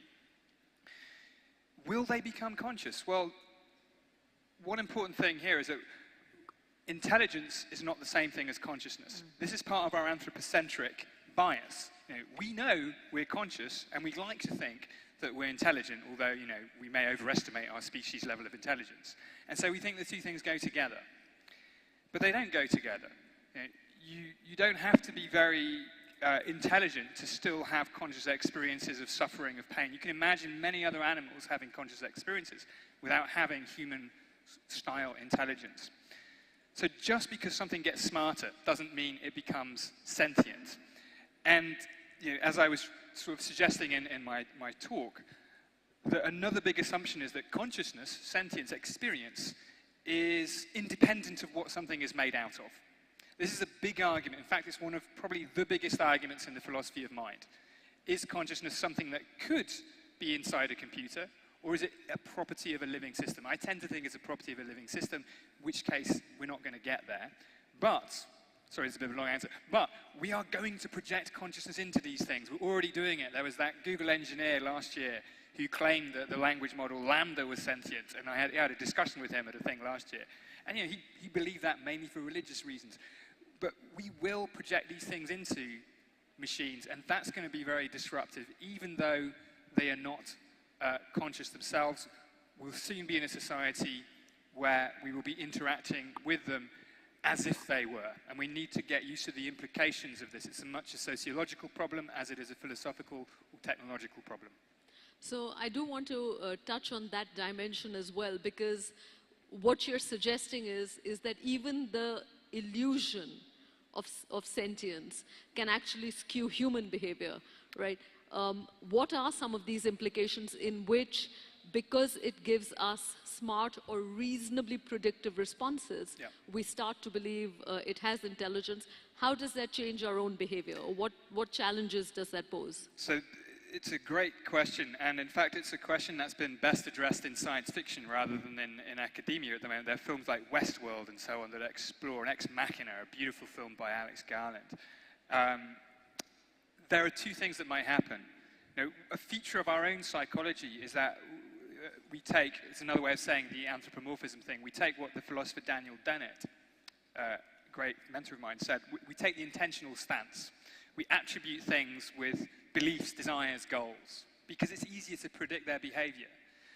If we assume they're also conscious, then we will start to make predictions about what they will do next on the basis of what we would do next. And we might be right 99% of the time, but we will be wrong. And when we're wrong, it could really matter if the systems are in control of lots of stuff. So we will be deluded by our own intuitions about what these things might do, especially when they're sort of opaque and we don't really understand how they work. That's one consequence. The other consequence goes back to another philosopher, Kant. He talked about how our psychologies get brutalized. There are reasons why we don't pull apart dolls in front of children, even though we know they're just plastic objects, right? It's unhealthy for us psychologically. If we inhabit a world where we feel machines are conscious, but we know they're not, we have two things, one of two things will happen. We'll either start caring about them, and that will, and maybe then caring less about other things that actually deserve our care, like other animals in the world, or we will learn to treat them as if they're not conscious, even though we still feel that they are. They become almost like slaves in that sense. And that's not good for us. If we have to have the kinds of minds where we treat things as if they don't feel, even though we feel they feel, that's what Kant meant when he said it brutalizes our own minds. So we have to be very, very careful. And I think there's a tendency in technology to just do stuff because it can be done. Do it because it's cool, build it and the people will come. I think this is an extremely bad idea. I really think we're used to regulation ethics in other industries like pharma. We don't just put a new drug out on the market and see what happens, right? We test it. We figure out what the implications might be. This needs to happen in the technology industry as well. We should be very, very cautious about unleashing things in a great experiment just because they seem cool at the time. and I'm going to move to Marcus, but I actually want to, although you alluded to it in various ways, I wondered if there's a simple way to first understand what we mean by consciousness, because I know a lot of words get associated, depending on who's speaking, you know, soul and spirit, and you know, there's, in fact, a lot of that draws a distinction between consciousness and the body. It's a distinction that you, in fact, blurred. What to you is consciousness? What is this thing you're studying? You'll never get a straight answer from me or any other person in the field, because there isn't one. I think the best we can do is not talk past each other. So when I'm talking about consciousness, I am talking about the difference between being me and being a table or a chair. The philosopher Thomas Nagel said, for a conscious organism, there is something it is like to be that organism. It feels like something to be me, feels like something to be you, it feels like something to be an elephant, doesn't feel like anything to be a table or a chair. When I go under anesthesia, I briefly turn into something like a table. I become an object. But then afterwards, I become conscious again. It's not the same thing as intelligence. It's not the same thing as having a sense of self. It's not the same thing as language. It's just the presence of any experience whatsoever. That's what consciousness is. That's the challenge that we have in trying to understand why some things in the world are conscious and why some things are not. That's the grand challenge of consciousness science. Marcus, of everything you do, of which I listed but a small part earlier, why mathematics? It seems like you have one of the most sort of fertile minds that does not see disciplinary boundaries, and yet you chose mathematics as the field that would preoccupy your personal and professional life. Why should the rest of us, or rather, what is it that you see that the rest of us don't see? Well, I think when I was at school, I was very excited by learning about my first science stories, the understanding that science was the way to understand our universe around us. But it was, at the same time, I was very passionate about music, about theater, about literature, and I found it very frustrating that our education system seemed to ask us to make a choice about, am I going to be a scientist, or am I going to be a humanities or an artist? And I was very lucky that my mathematics teacher in my school took me aside when I was about 12 and recommended a few books to me, one of which was a book called A Mathematician's Apology, which is by a Cambridge mathematician called G.H. Hardy. And in that book, he writes about what it means for him to be a mathematician.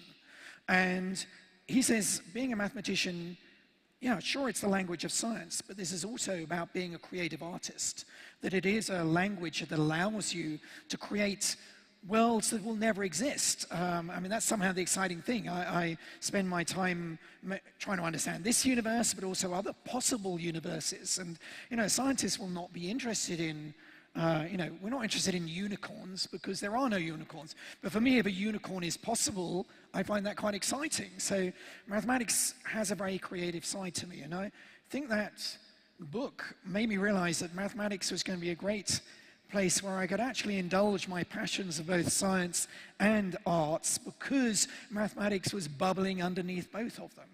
And I suppose that was what I was trying to communicate in my talk, was the power of mathematics to help us understand all of these things. And I do a lot of work with creative artists, and time and again we find that, you know, they'll say, oh, I never understood maths, I'm not a mathematician, but then when we understand the music that they're composing, we'll see that actually at their heart is a structure that I recognize as a piece of mathematics. And there's actually much more in common between us than the differences between us. So I think for me that was, you know, the discovery very early on that if I want to understand all of these things, mathematics is actually at the heart of many of them. And actually, you know, one of the exciting things for me is, you know, I've got very sucked into the world of consciousness, and to understand that mathematics may have a role to play there too, that it helps us to maybe quantify what's happening in the brain, such that, for example, when I go to sleep, another time when we lose our consciousness in some form, in deep stage 4 sleep, is the network of the brain doing something different to when it's awake or when you have an anesthetic? I did an experiment in Cambridge where gradually they increased the level of propofol that was going through my veins, and at some point I lost consciousness. Well, what is it that's happening to the brain? And mathematics, I think, can help you to understand a different quality of the network, the different way it's behaving. So I think mathematics is playing more of a role in consciousness and in neuroscience. And I think for me, that's, we have to break away. Our education system in UK, and I think probably in India too, suffers from putting subjects in silos. And for me, it's about breaking down those silos and understanding actually all of our disciplines have roles to play in helping us to understand others. I mean, understanding the past as well, that's about spotting patterns which help us to make sense of all of this kind of bits of data that we're gathering. And patterns is what mathematics is very good at, is making those connections and making a story which can help us to read deep into the past. The most powerful thing is to use that story to read deep into the future as well. And we know about climate change, we know we're in a climate emergency. Why do we know? Because we look at the data, and the patterns in the data are telling us that we've got a bad future ahead of us unless we do something about it. And I think for me, that was the reason I went to mathematics. This is a language which helps you to understand so many of different parts of the world around us, our creative arts, but also our sciences, our brains, our past, and our future. So the one dimension that you may have sort of left out of that, and it's a question, when we call it the language of the universe, is it also a language of our emotional lives? For example, we say, you've touched on the various things it does, and including the neuroscientific components, but does math have to say something about love, for instance? Right? Can it explain the language of emotions? That is a little bit more difficult. And that we start to get into realms of where, actually Louise already alluded to the fact that we will not know everything. We will not get all the data we need. But mathematically, we already understand. I wrote a book about what we cannot know. I think it's really interesting. Science, so many great breakthroughs about neuroscience and things like this. But actually, it's quite interesting to know, are there questions that we'll never be able to answer? Is the universe infinite? If it is, how could we ever know that? We have limits to what we can see. The brain itself, consciousness, seems to be almost a system which is hard to even examine. It's, philosophers say it's a question you can't answer, what it feels like to be me. Only I will know that. So I think actually there is an area of mathematics which shows these limitations, which is chaos theory. We might have the equations for understanding the weather, the planetary systems, but one very small change in the initial data can send something off in a completely different direction. So I think our emotional world is a bit like one of these chaotic systems that, I think that's the reason, I still love my wife, because I don't understand what she's going to do next. And she seems to be a sort of chaotic system that, I think I've spotted the pattern, and then a very small change, and she kindly comes and does something different. So, but that's the kind of, if everything was too predictable, life would be boring. So maybe the unknown is what makes life interesting, and that's what gets me up in the morning, is the things I don't know. Louise, I want to come to, when you alluded to the tools, and I think in particular right now with the Lieberger discovery, which is sort of changing something in your field, but therefore what we understand about our human sort of past and future. Do you think you see a mathematical sort of strand running through some of these earlier findings? Do you see already patterns beginning to emerge? Marcus, have you sort of done any work in looking at origins and seeing if there's symmetry through the story of the species? I mean, the first symmetrical tool, obviously, is those beautiful bifaces, those hand axes. And they're around for, a million years, essentially, and it doesn't change, and it travels. It's obviously a shape that works for whatever reason. Whether that is, and you probably know more, a shape that's just the easiest to make, time and time again, because when you hit a rock in a certain way, flakes fall off it. But you get these very symmetrical tools, and you see that with Homo erectus. And you see symmetry and patterns in shape as you go, with more developed minds or bigger brains, if you want to put it that way. So yeah, I'm interested to see what you think about that. Yeah, I mean, one of the things is that we know that in nature, symmetry often gives strength. I mean, that's one of the reasons, for example, eggs are almost circular, because that is actually a shape which has more strength than if it was kind of irregular. It would be more easy to break. So we know that very often systems will seek symmetry because of the strength that they will have. They're very low energy solutions as well. So very often those, humans will discover that the symmetrical shape is the one that will be strongest as a tool. But also, I think, the image you showed of the carvings on the wall, those, in some sense, is the first kind of maybe creative acts that by a species. Again, it's a symmetry. We know this is something deliberate, because it's not random. It's lines which are horizontal and vertical in a kind of pattern. And I think that's an indication. Symmetry is an indication of, as I said, of a message, something important, something needs to be read. Yeah. Just to come in there very briefly, I think it's a beautifully unifying theme, because of course the brain is very symmetric too. We have the two hemispheres. People focus a lot on, are you right brain or left brain, but you can ignore most of that rubbish. I mean, most of it does most of the things. Language is lateralized, but our brain is a highly symmetric system. And just to the paintings and so on, one of the things that we've been doing in our lab at Sussex is, for fun really, because of course why not, you flash bright light at somebody with their eyes closed, and you will have very vivid visual hallucinations that are highly symmetric, geometric patterns, shapes and things that bear suggestive resemblances to these early forms of cave art and so on. And the idea is that these hallucinations reflect the symmetric structure of the visual cortex, because that's one of the most sort of symmetric anatomic parts of the brain. And so I think there's a fascinating hypothesis here that maybe some of these early forms of creativity have their origin in the symmetric wiring of the visual cortex, that people sort of had these experiences early on, and then because they seem very, they feel very emotional, they feel very powerful, that could have inspired. Of course we can't test it, there are limits on what can be known, but it's a lovely, I think it's a nice idea. Yeah, and I think that's why Jung had this idea of kind of archetypes, symbols that we all respond to, which were all symmetrical.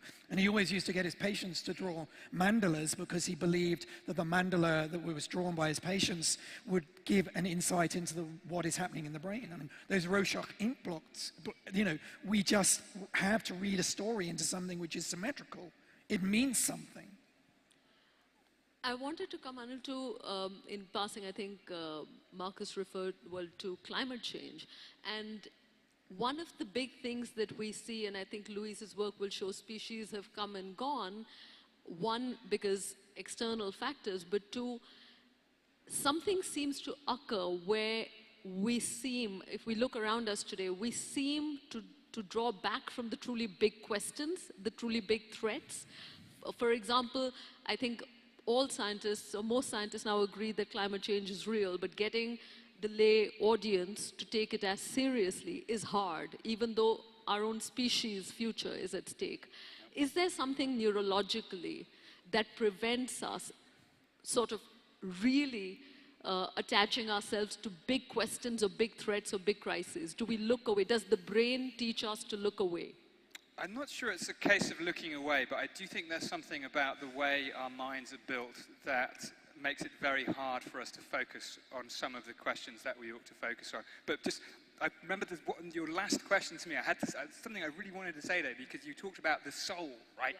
Yeah. And the soul, so in the Western tradition, we think of, from Descartes on, really, the soul is this idea, well, before Descartes, but this idea of a disembodied mind that's free-floating and that's very rational, and that's the sort of canonical Western kind of soul. And in the way I've been thinking about things, when you start to connect consciousness more to life, you do have to get rid of that Cartesian Western soul. But what emerges in place is still a version of the soul, but actually has much more in common with the Indian, the Hindi, the Atman version, which has much more to do with breath than to do with reason, as I understand it. And I remember thinking about it, it seemed to me quite satisfying that there are echoes of the soul in the neuroscience of consciousness. It doesn't get rid of these things that are central to human culture and human life. But onto this idea of our cognitive blind spots. I think we have them. And one example of this, which I think is relevant to climate change, is something called change blindness. So when something changes very slowly and we're not paying attention to it, we don't perceive the change. Our perception might be changing, but we don't perceive the change. This can be over a few seconds. And it still comes down to we tend to assume we see things as they are, but we don't. And if we don't infer that something is changing, we will not experience the change. And climate change is happening so fast on a kind of planetary scale, but so slowly with respect to our human timescales. So we don't perceive the change at all, even though our perceptions are changing. And I think this is why, this is where technology can help, where institutions can help as well, because they have to push back against, our minds are very powerful, but we have identified weaknesses, things that we know we don't feel, we know we don't experience, and we need the scaffolding around us to help us understand and respond to these challenges better. So this is where I think, the ecosystem that's important here is always going to be a mixture of technology and psychology and neuroscience, because back to the AI thing, we're not building replacement people. We're building cognitive prosthetics. We're building tools, stone tools, but now modern tools. They need to complement us, not substitute us. I think there's something interesting that actually our brains have not evolved very far from coping with things just on a local scale. So we have a lot of difficulty dealing with large numbers. We just don't understand anything beyond our sort of small local environment. The brain hasn't evolved fast enough. So when you're actually asking people to understand data sets which are talking about the population of the planet or long scales of time, I don't think we're equipped to do that. And science is trying to help. But basically, we're storytellers at heart, and we respond to a story. And I think very often, the anti-science movement is very good at telling stories and quickly converting people. And we as scientists, I think, need to learn a very unscientific way of communicating, which is, we need to give them all the data, but that's not a story that works for most people.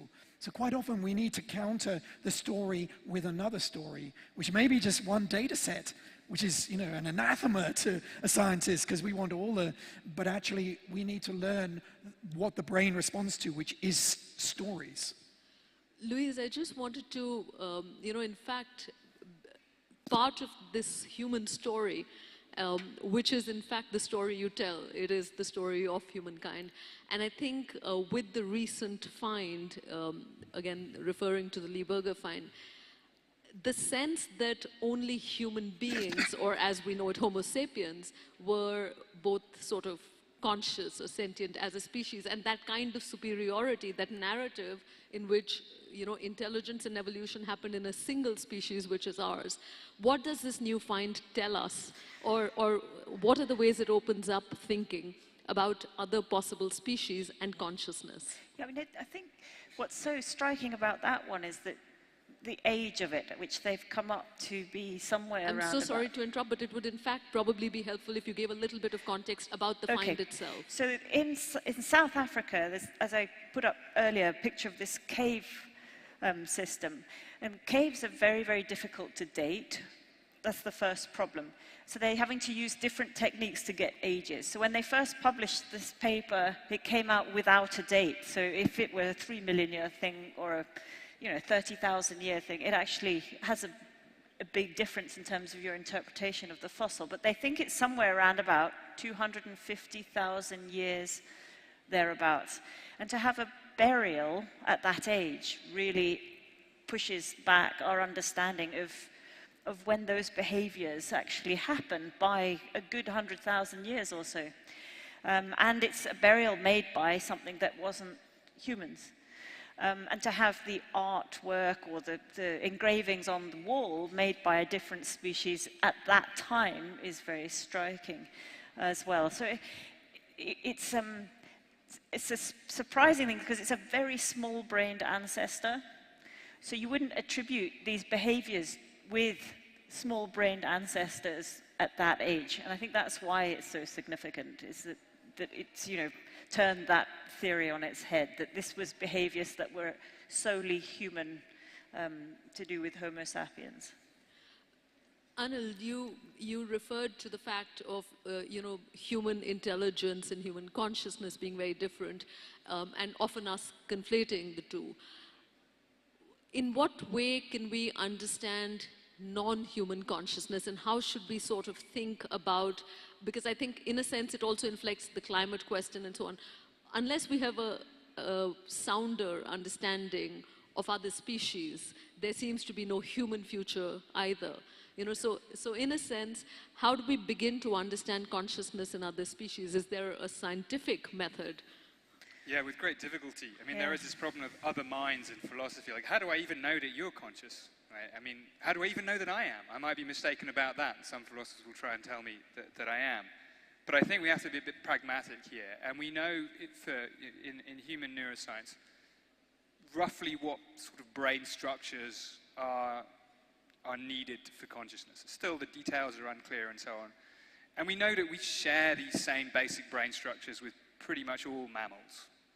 And so it's very, very, for me, it's very easy to assume that all mammals have some kind of conscious experience. It will be a very different kind of conscious experience to humans, because the brains are not the same. So, for instance, there's a lot of argument about what is distinctive about human consciousness. The capacity to innovate seems to be one of them. But then, you know, over long histories, that although they had stone tools, they didn't change a hell of a lot for tens of thousands of years. But then who was making all those tools? So we'll never have those answers necessarily. That's a good, that's also true.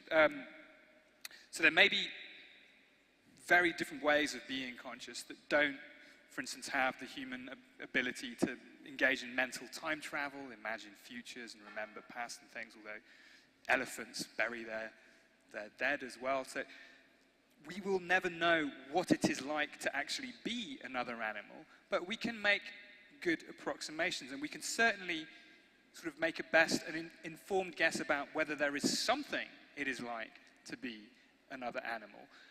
How far you go is really quite difficult. About 10 years ago, I spent some time with octopuses, which remains one of my sort of favorite weeks of my life, because they are fascinating creatures. They are quite smart, and I don't want to make the mistake of just assuming they're conscious because they're smart, but certainly the kinds of things they do are the kinds of things that other creatures do in virtue of being conscious. Yet, they are so different. They have more neurons in their arms than they do in their central brains. So they have a kind of distributed consciousness, probably, in a way that we don't. We have a very centralized, sort of, we see the world from a point. Maybe octopuses don't really do that. And I think that sort of comparative study of what other minds might be like, it refracts back on being human as well, because it gives us a certain humility about our own way of being in the world, because we understand it more as being just one way and not the only way. I spent quite a bit of time recently exploring whether artificial intelligence, not that it can be conscious, but can it be creative? And one of the things I explored was, you know, what is creativity is a little bit like what is consciousness. But I rather liked Carl Rogers, a psychologist's idea about what creativity is, that it was humans' tool that it developed to try and explore the mind of the other. And that we use our creative outputs to try and express what's happening, to understand what's happening in our own consciousness, but also to try and share what it is, you know, my feeling of pain, is it anything like your feeling? And if we get some resonance through my creativity and your creativity, that was a tool that was developed at some point in our species. And I have a kind of hypothesis, you know, maybe our creativity and our consciousness did emerge at the same time, because we needed something to try and understand what was happening as our brains started doing something quite different. But I think for me, you know, certainly AI isn't conscious at the moment, but I would say there's a subconscious there, in the sense that the code that we're developing is so complex, and it's making decisions that we can't articulate why it's making that decision. You can't say it's because of this line of code here. It's making decisions on things based on just complexity, which is beginning to look a bit like the complexity of I can't tell you why I made the decision to have something for breakfast this morning through my neuronal activity. That's not the right way to do it. But now we're needing tools to be able to understand, why is this code making a decision that it is? The code can't express it because it can't compress the amount of kind of decision making. So we need ways to probe the internal world of that code. And one of the interesting ways is to ask it to be creative. Ask it to make something, make a picture. You use Deep Dream in your kind of this Google kind of idea that Google were quite interested in understanding what its vision recognition software was actually seeing. So it kind of inverted the thing and just kind of create what you're seeing. Asked it to be creative about the images, and it started creating all of this kind of weird world that you saw in the video that Anil showed. And, it shows a lot of dogs' faces and things because the world it's been trained on is the world that we've given it, which is full of images of us. But you can also learn bad learning. You can understand that the code has learned something based on the images being given because of its creative output. So, for example, Deep Dream exposed the fact that the vision recognition software that Google had created didn't understand what a dumbbell was, because whenever it drew a dumbbell through Deep Dream, it would always have an arm attached to it, because it had only ever seen dumbbells held by strong men and women, and it thought it was an extension of our anatomy. And so the bad learning, we understood through its creative output through Deep Dream. So I think asking something to be creative is a way to expose perhaps what's going on internally inside a system. Well, I think that's part of the limitation on current machine learning systems as well, is that it's one of the reasons I think it's wrong to say that they understand anything, is because all their learning is passive. They're trained just by hoovering up data, and it can be self-labeled. Don't you think that's a little bit what our own brain is No, because doing? we Why not? interact. We're active. But isn't learners. Machine learning interactive? No, it isn't, learns, changes. It doesn't make actions. It's not grounded in sensory interactions with an environment. So it's a digital environment. It's not really even interacting with that. It's not So we've done some stuff with. So it's not even choosing what data to learn from in most cases. We choose what data to give it. So you can get a little way by having systems that select their own data where they represent their uncertainty in some. Sorry, we're getting some space. But fundamentally, brains evolved in bodies, and bodies evolved in worlds with other brains and other bodies. And I think you can make a case the reason things mean things to us is because they're fundamentally grounded in their kind of sensory motor relevance for our survival in a way that purely abstract training doesn't work. If this machine had actually interacted with dumbbells, it would not have made that mistake of thinking the arm is part of the dumbbell. But do you think we might get actually a kind of different sort of a digital consciousness, because we find it very difficult to interact with the digital world? It's one that we just, it's in a high-dimensional space that we just can't, our sensory equipment doesn't allow us to do that. So perhaps we're developing a different sort of digital consciousness. I would say digital understanding, not consciousness. I think different. But so there's the term, the noosphere, which Pierre Thiers de Chardin came up with. I don't know if you can elaborate on that, but this sort of level of super consciousness, and whether we can harness this next level for the good of our species, the good of the planet, leave it a better place. And I think that, I often ask the question, where are we headed as a species? And is this next level of intelligence, the collective intelligence through machines, machine learning, actually going to help solve that for the future? And can we teach it to be compassionate, in a sense, and care for the planet and leave the planet a better place for our... Well, empathetic AI is actually, I think, a very noble aim. Yeah. So we have just a handful of minutes, but I in fact want to end by asking each of you a question, and Marcus, I'll begin with you. What is the big question in your field that preoccupies you at this moment? And I know that these won't be neat questions limited to a field, but what is a mathematical question, or what is a question that you believe math can answer that sort of preoccupies you? Well, you mentioned in your introduction my passion for prime numbers. I wrote a book which is 20 years old, actually, about our greatest unsolved problem, which is understanding the primes, which are you know, these indivisible numbers, they are basically the atoms of arithmetic. You make all numbers by multiplying primes together. From numbers, you get mathematics. From mathematics, you get science. From science, you get the world around us. So in a way, it all comes down to these prime numbers to understand everything, yet we still don't understand a pattern inside these numbers. We know there are infinitely many of them, but we just don't understand the kind of any rhyme or rhythm to them. So that is something we call the Riemann hypothesis. It's an unsolved problem. I would sell my soul to the devil for a proof of that. Anil, I think in a sense you articulate the work you do as the real problem.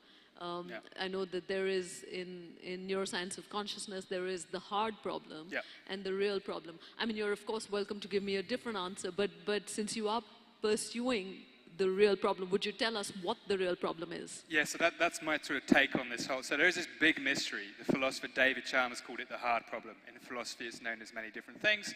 It is the big question, really. It's like, what is it about biological systems, brains and things that gives rise to consciousness at all? Why aren't we just complicated meat-based objects in the subjective dark?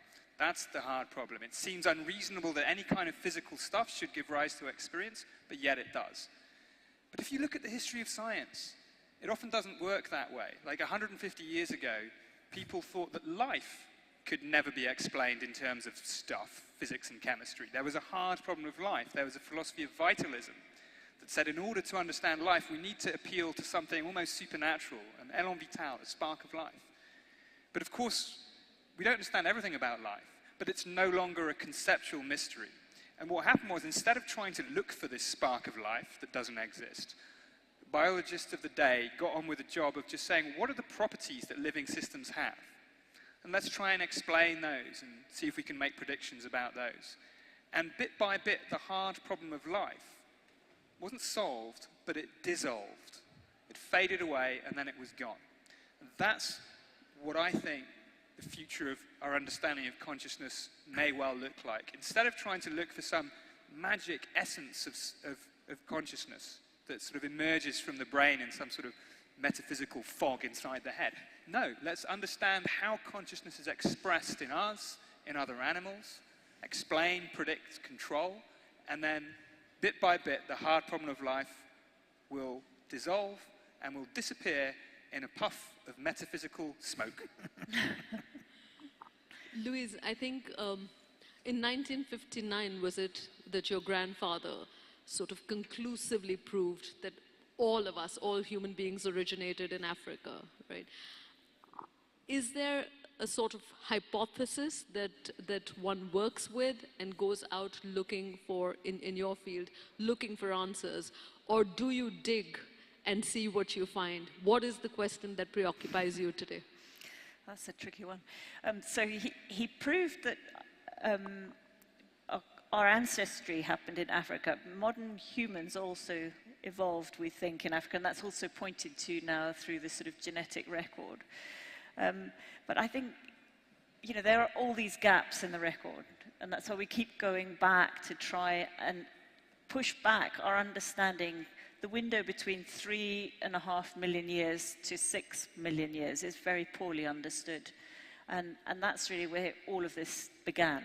So we're focused very much on sites at that time frame to try and help elaborate that picture. And we know that to be in Africa and sites within Africa for sure. So we haven't, you know, it's very, very slow work, obviously. For me, the challenge is going to be how can we speed that up? Because I'd like to have some of those answers while I'm still around. And that's why I'm really pushing the technology side of this and seeing if there's a way that we can actually use new tools to help us to actually speed up that search and do things in a more systematic way. And I think also to get people in the global south to get exposed, to understand, to ask the questions about where we came from. And so a large part of what I'm doing now is to really work through with schools and children to try and, every child deserves to know or to ask that question about where we came from. And so that's one of the pieces of work that we're driving now. On that note, thank you. This has been an exceptionally sort of fertile conversation. I had one last question, which was really about technology. Is there a single sort of piece of technology that has transformed your work or that has the capacity to transform your work, you think? It would be great to know how something as sort of eternal as hunting for origins benefits from technology, or how technology, in fact, can help answer the question of consciousness. Math, I think, is in fact responsible for much of our technology. So I think, how does that play into what you do? Well, for what we play, so just imaging, for instance, let's just say we've got all of these wonderful fossils that for many years we've only been able to see the outside of. And now with imaging, the advances in imaging, you can actually slice these things open and you can look into specimens in a way you've never been able to do that before. So you've actually got a whole wealth of information internally, sort of growth structure, how things grew, when they were weaned, looking at rows of, in the teeth development, what they were eating. Things like that. So I think we're in a very interesting space that technology opens up a whole new wealth of information with specimens that we've had squirreled away in museums for so long. So we can do much more with them. The first one is brain imaging. I mean, so we have the ability to look inside a living human brain while they're having experiences of different kinds. That still blows my mind that that's possible. It's low resolution, but it's been transformative. What we really want is much better brain imaging. The other technology is, of course, computers. I mean, computers allow us to simulate systems of enormous complexity where our intuitions struggle. We can't hold in our minds systems of more than a few interacting things, and the brain has 86 billion neurons. That's fine. Of course, it flips the other way around as well. And so one of the things I'm super interested in is this interface between machine learning, AI, and neuroscience. You know, the deep learning networks that have been so powerful originated in neuroscience. As neural network technology is a basic hypothesis about how brains work.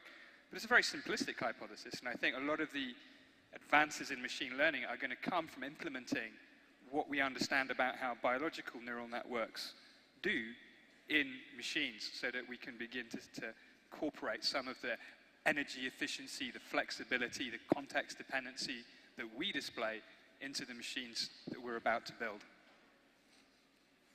When Galileo got a telescope, he was suddenly able to see deep into the solar system in a way that we'd never had been able to do before. And for me, machine learning and these tools are enabling us to look into the digital world in a way like a telescope and see deeply into these structures and find patterns. But for me, it's about collaboration, not a competition. That these tools are very good at spotting patterns, but they're not good at explaining why the patterns are there. And that requires very often a human to tell that story. And so for me, I've seen already very good examples where mathematicians have combined with machine learning to find new conjectures, but it's up to the human mathematician to complete the story and put those proofs, which are the stories about why there is that pattern there in the first place. Thank you so much. We're going to close this session here. We do hope you'll join us briefly back in a bit just to receive thanks from the team. But at the moment, we'd just love to move to launching Innovate Telangana, but more on that in a minute. Thank you to all of you. Thank you. Thank you.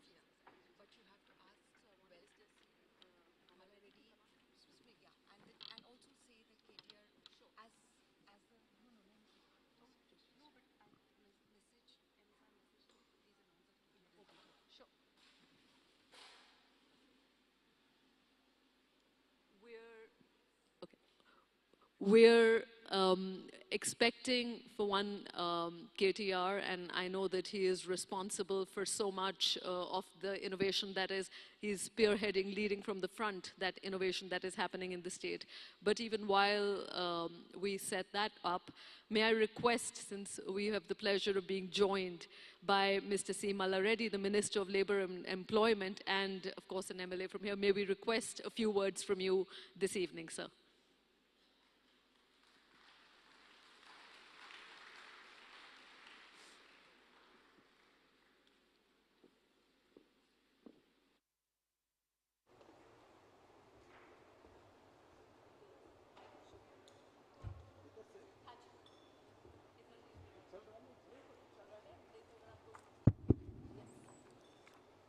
అందరికీ నమస్కారం. ఈరోజు మన T Hub తరఫు నుంచి tea ఇన్వెషన్ సమ్మిట్లో నాకు ఈ అవకాశం వచ్చినందుకు చాలా చాలా టీహబ్ వారికి ధన్యవాదాలు. అదే మాదిరిగా నేను ఇంత పెద్దగా ఈ ఇన్వెషన్ ఈ సభ ఉంటుందని కూడా అనుకోలేదు, ఊహించలేదు. సడన్గా నాకు ఇన్విటేషన్ ఇస్తే నేను వచ్చినాక కూడా సర్ప్రైజ్ అయినా, ఇంత పెద్ద సభలో నేను ఎట్లా మాట్లాడాలని. అయినా సరే నా లాంగ్వేజ్లో నేను మాట్లాడతా. మీ అందరికీ కూడా నమస్కారం.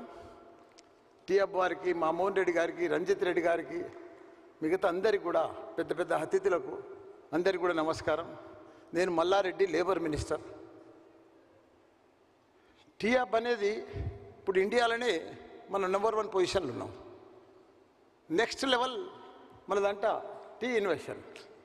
ప్రపంచంలోనే మనది నెంబర్ 1 అవుతుంది. ఎందుకంటే మనం చూస్తున్నాం టీహబ్ కూడా ఇండియాలో చాలా, బాంబే ఉంది, బెంగళూరు ఉంది, ఇవన్నీ కూడా, బెంగాల్ ఉంది, ఇవన్నీ కూడా ఉన్నాయి. కానీ ఇంత ఫాస్ట్గా డెవలప్ కాలే, పేరు కూడా రాలే. సేమ్ ఇన్నోవేషన్ కూడా అదే పద్ధతిలో. నేను ఒక సింపుల్ మ్యాన్. నా లైఫ్ స్టోరీ కూడా మీకు 2 నిమిషాలు చెప్పేస్తా.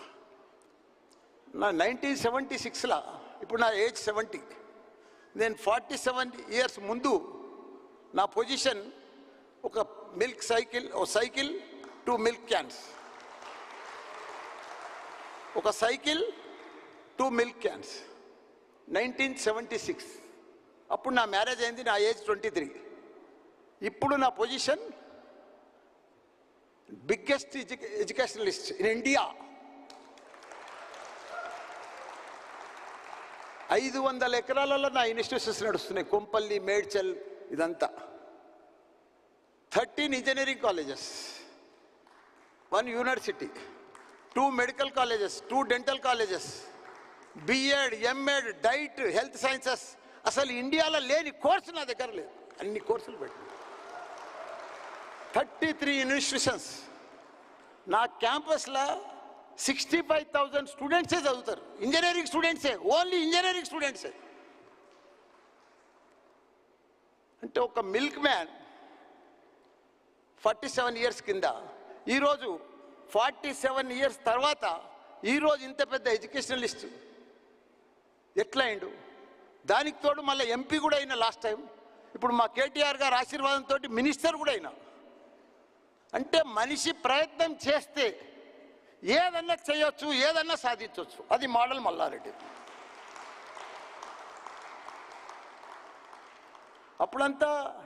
ఇప్పుడంతా జమానా టెక్నాలజీ జమానా. మా జమానా అంతా టెక్నాలజీ కాదు, మనంతా హార్డ్ వర్క్, ప్లానింగ్, డిసిప్లిన్. మనిషి సక్సెస్కు కారణం 4-5 మంత్రాలు చెప్తా మీకు. నేను సక్సెస్ అయిందానికి కారణం, సక్సెస్ అనేది యాడ్నో లేదు. సక్సెస్ అనేది మార్కెట్లో దొరకదు. సక్సెస్ అనేది మన దగ్గరనే ఉంది. మనం సక్సెస్ను పర్ఫెక్ట్గా రోజు, నా జీవితంలో ఇంత పెద్ద సక్సెస్ ఎట్లయినా అంటే ప్రతిరోజు 1 నిమిషం కూడా డబ్బు వేస్ట్ చేయలేదు. ఒక డబ్బులు కూడా 10 రూపాయలు అంటే 100 రూపాయల పని చెప్తోని డిసిప్లిన్ ఉంటుంటే, రెస్పెక్ట్ ఉంటుంటే, హార్డ్ వర్క్ చేస్తుంటే, ప్లానింగ్ చేస్తుంటే, హోమ్ వర్క్ చేస్తుంటే రోజు సక్సెస్ అవుతుంటే. ప్రాబ్లమ్స్ వస్తుండే, అప్ అండ్ డౌన్స్ వస్తుండే, కానీ అవి అధిగమిస్తూ ఉంటుంటే, ప్రాబ్లమ్స్ అన్ని ఫేస్ చేస్తూ ఉంటుంటే, కానీ సక్సెస్ అవుతూ ఉంటుంటే. రోజు నా జీవితంలో సక్సెస్ రోజు ఇట్లనే, కానీ అసలు ఇట్లా ఎప్పుడు లేదు. ఇప్పుడు ప్రపంచమంతా మనం చూస్తున్నాం. ఒకనాడు అమెరికా, 20 ఏళ్ల కింద అమెరికా అంటే మనలందరూ కూడా, ఇండియన్స్ అంతా కూడా అక్కడనే పోయి జాబ్ చేసి సెటిల్ అయి ఉన్నారు. కానీ ఇప్పుడు అమెరికా తర్వాత హైదరాబాద్ అయిందంటే ఇదంతా కూడా మన కేటీఆర్ చలవ కదా. ఆయన దావుస్కి పోయిండు, అమెరికా పోయిండు, పెద్ద పెద్ద మల్టీనేషనల్ కంపెనీలకు పోయిండు, టీ హబ్ ఓపెన్ చేసిండు, ఇప్పుడు టీ ఇన్వెషన్ చేస్తున్నాడు. ఇంత సక్సెస్ అయిందంటే ఇదంతా సక్సెస్ ఇంత హైదరాబాద్లో ఇంత పెద్ద గ్రేట్గా ఇంతమంది పీపుల్స్, ఇంత ఐటీ పీపుల్స్ వచ్చిరంటే, సక్సెస్ అయిందంటే ఇదంతా మన కేటీఆర్ సార్ కాదా? రండి sir, welcome to T invention sir, KTR sir.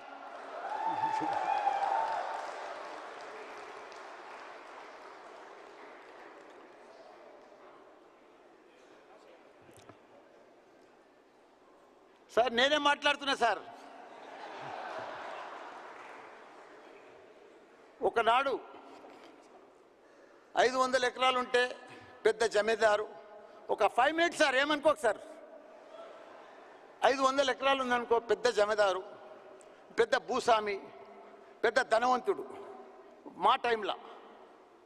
మా టైంలోనే ఒక ఫ్యాక్టరీలు ఉన్నా, ఇండస్ట్రీస్ ఉన్నా, వాళ్ళంతా పెద్ద ధనవంతులు. కానీ ఇప్పుడు ధనవంతులు ఎవరు? గూగుల్, ఫేస్బుక్, అమెజాన్, యాపిల్, వీళ్ళు. ఎందుకంటే ఇప్పుడు అంతా టెక్నాలజీ, ఇప్పుడంతా కొత్త ఆలోచన చేయాలి మనిషి. రోజు నేను కూడా ఇంత సక్సెస్ ఎట్లయినా అంటే, రోజు new ideas, new planning, new thinking, new concept, ప్రతిదీ న్యూ. అవన్నీ చేసేపట్టుకనే మనం ఈరోజు ఇంత సక్సెస్ అయినాం. కాబట్టి ఇప్పుడు గూగుల్ ఉంది. గూగుల్ ఏం చేస్తారు? ఏమైనా మ్యానుఫ్యాక్చర్ చేస్తారా? ఏమైనా లారీలు తయారు చేస్తాడా? లేకపోతే 4 కాలేజీలు నడిపిస్తాడా? ఏం నడిపాడు? ఇన్ఫర్మేషన్, డాటా, ప్రతిదీ ఇదంతా గ్యాదర్ చేస్తాడు, సక్సెస్ అయ్యాడు. ఇప్పుడు యాపిల్ ఫోన్ ఉంది, 3-4 వేలకు తయారవుతుంది. అందులో 2G, 3G, 4G, 5G వేస్తాడు. ప్రతి జీకు 10,000 వేస్తాడు. టెక్నాలజీ.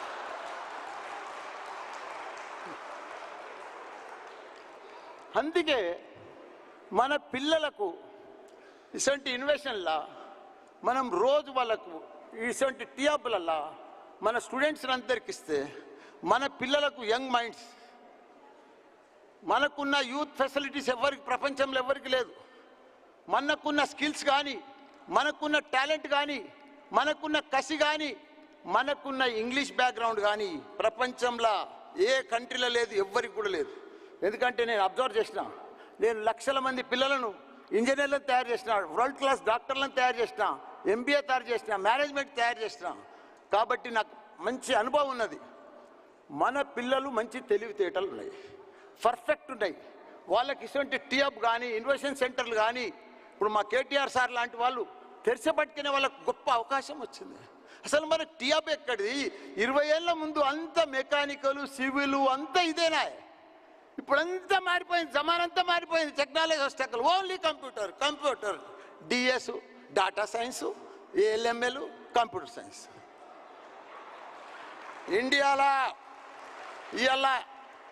ఇండియాలో టాప్ ఇంటేక్ ఎవరి దగ్గర ఉందంటే 14,000 కంప్యూటర్ సైన్స్ సీట్లు ఉన్నాయంటే only Mallareddy.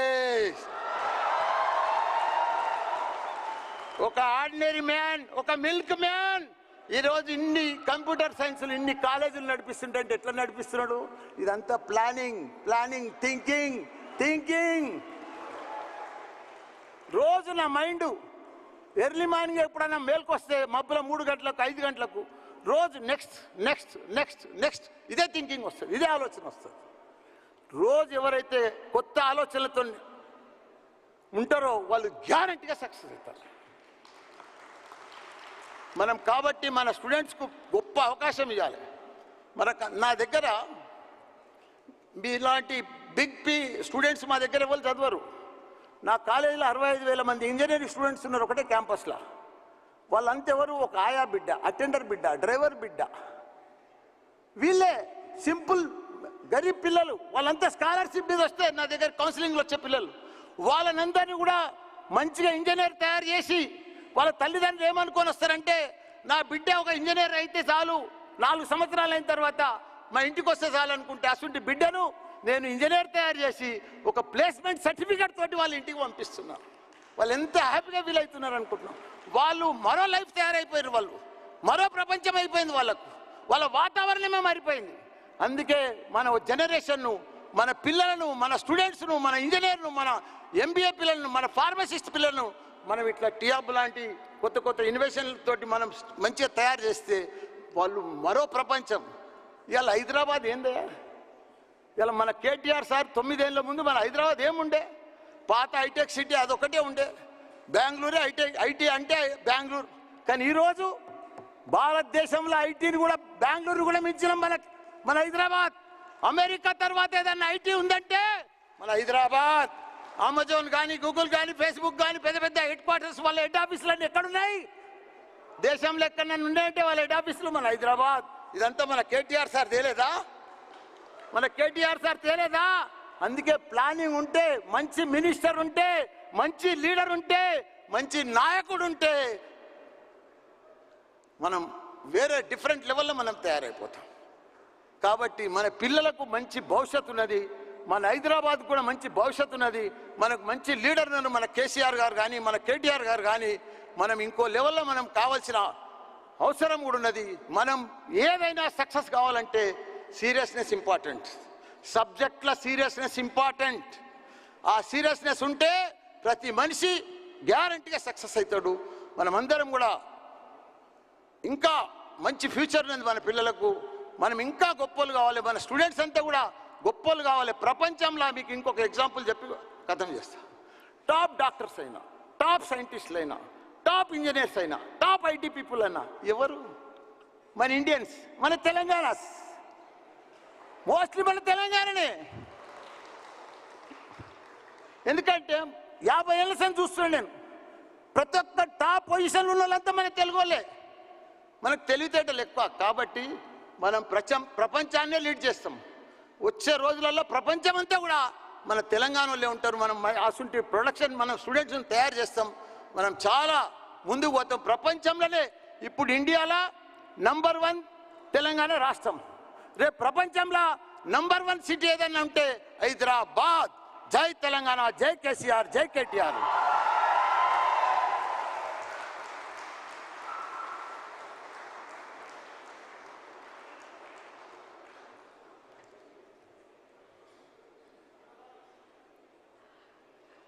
The hero's welcome he received already announced Mr. K.T. Ramarao, but it is my pleasure to formally introduce him on stage. May I request K.T. Ramarao, also known as KTR, the Minister for Industries and Commerce, for Information Technology, Electronics and Communications, as well as Municipal Administration and Urban Development of Telangana, Mr. K.T. Ramarao, to please join us on stage and talk about his vision for innovation in Telangana.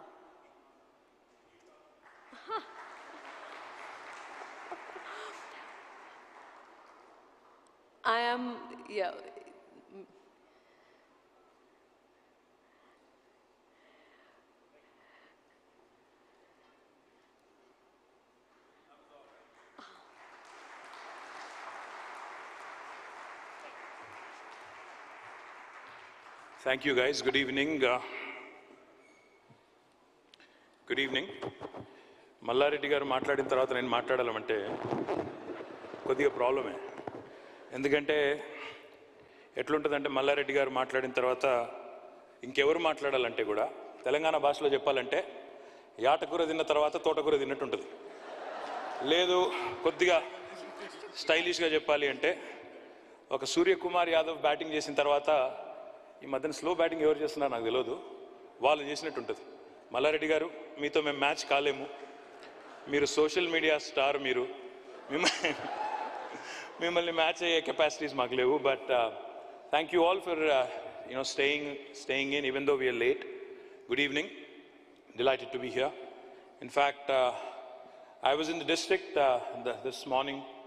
I had to run around a bit, but MS made sure that I came and attended this event. So thank you, MS, for chasing me, for following up, for making sure I'm here. To the entire team of THub and to all the innovators, to everybody who's gathered here, a very good evening.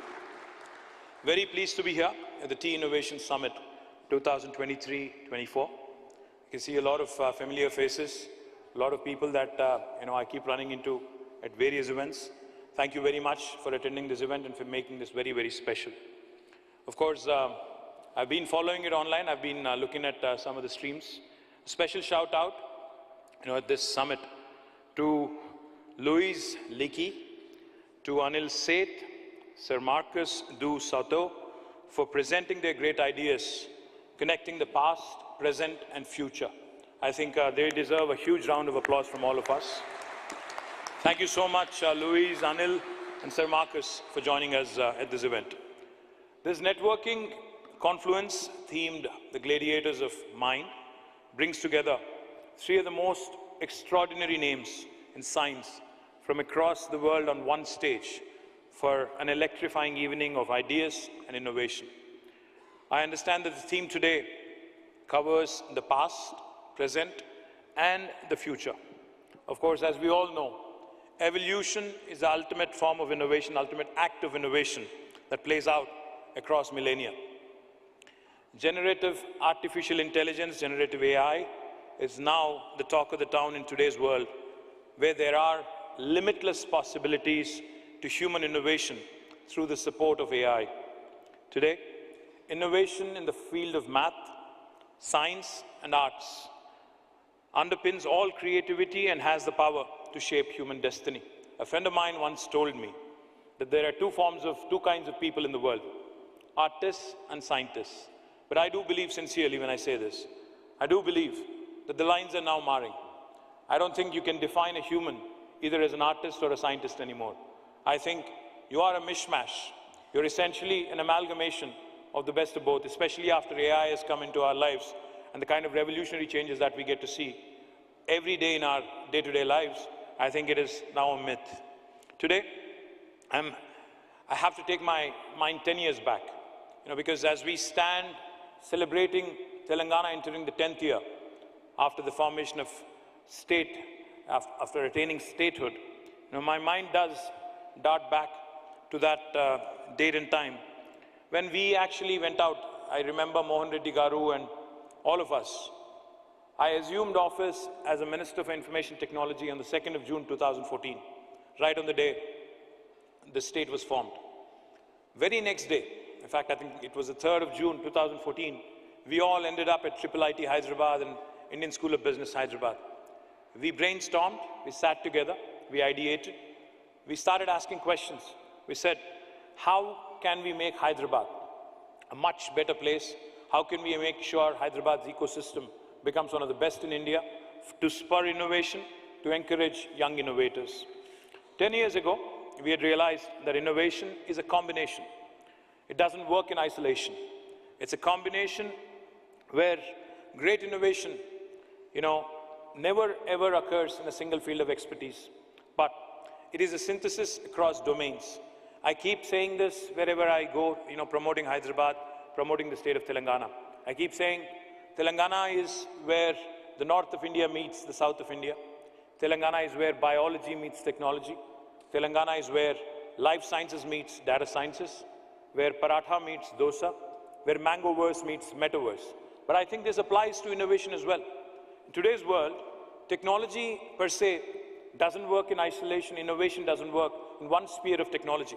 It cuts through various disciplines. It works, if you have to innovate, it has to be synthesized, cutting across different sectors of life, and ensure that you carry forward all stakeholders, irrespective of where they come from, investors, policy makers, corporates, mentors, academicians, and most importantly, entrepreneurs under one roof. As I've always maintained, as I've always said in the past, we are a startup state, and I take great pride in having built India's leading innovation network over the last 10 years, with all of your support and blessing. Hyderabad today is a testimony in itself about the power of innovation and entrepreneurship. Gives me great pride when, I see the kind of compliments and I see the kind of comments. Some, of course, once in a while you get trolled, that's all right. It's part of life, right? But when I start reading the comments in LinkedIn or Insta or Twitter, I think, as I've said in one of my television interviews recently, unfortunately, I've become one of those guys who has to spend about 3 to 4 hours every day in social media. So I do hear, I do listen, I do look up what people have to say, what kind of feedback people have to give. I latch on to good ideas. I ignore, those who troll unnecessarily, who don't offer constructive inputs or constructive criticism. Of course, those who are offensive, I immediately block them. That's a different story. That's another story for another day. The point I'm trying to make is, governments, stakeholders, policy makers, we have to be attentive. We have to be listening. We have to be hearing to all kinds of possibilities that can emanate from ideas that can come from anywhere in the world. That's exactly what we've done over the last 9 years. We worked closely with the industry. We worked closely with academicians. We worked closely with innovators across the globe. Whenever we travel to the US, to UK, to other parts of the world, we have made it a point to ensure that THub, VHub, TSIC, RICH, T-Works, the entire spectrum of Telangana innovation ecosystem is also represented, is also given an opportunity to ensure that we continue to create more and more opportunities for our youngsters and our young innovators in Telangana and in India. And I also sincerely believe when I say this, we have just made a beginning. What we've done in the last 9 years, we've barely scratched the surface. I think the potential of THub, the potential of the innovation ecosystem in Hyderabad, you will start seeing the results. You'll start seeing the astounding performances that are, that are lined up, in my humble opinion, in days to come.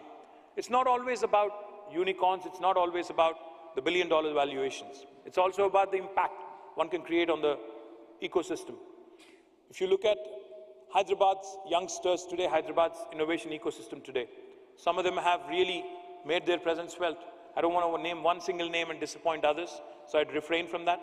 But I can tell you there are a number of brilliant stories, which have come out of nowhere, literally, and have become literally the poster childs and poster stories, of how well one can do if one applies to innovation.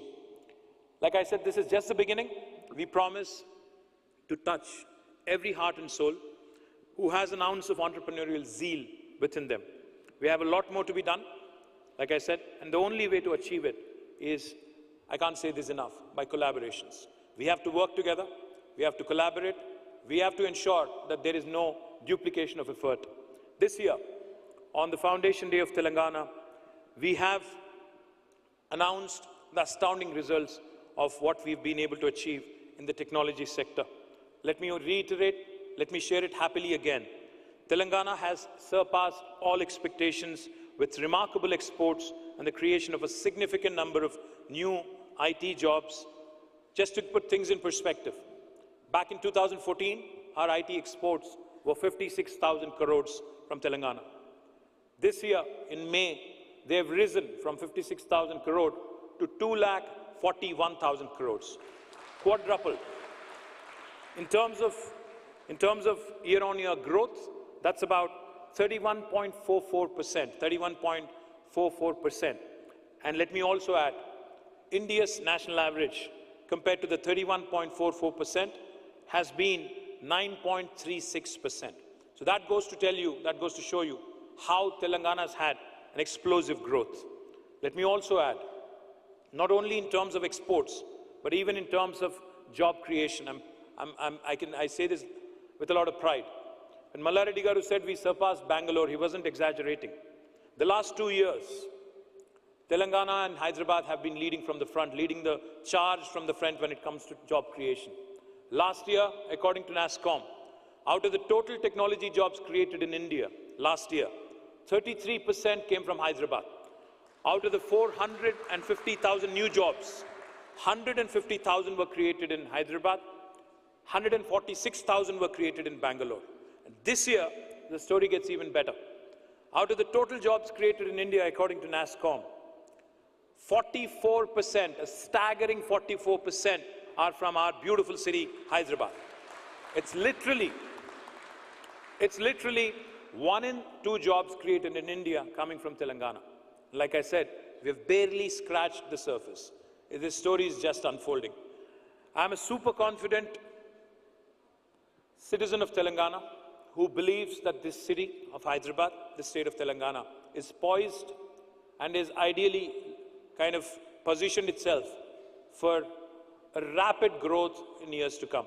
And the fundamental reason that I attribute this to is stable governance and able leadership.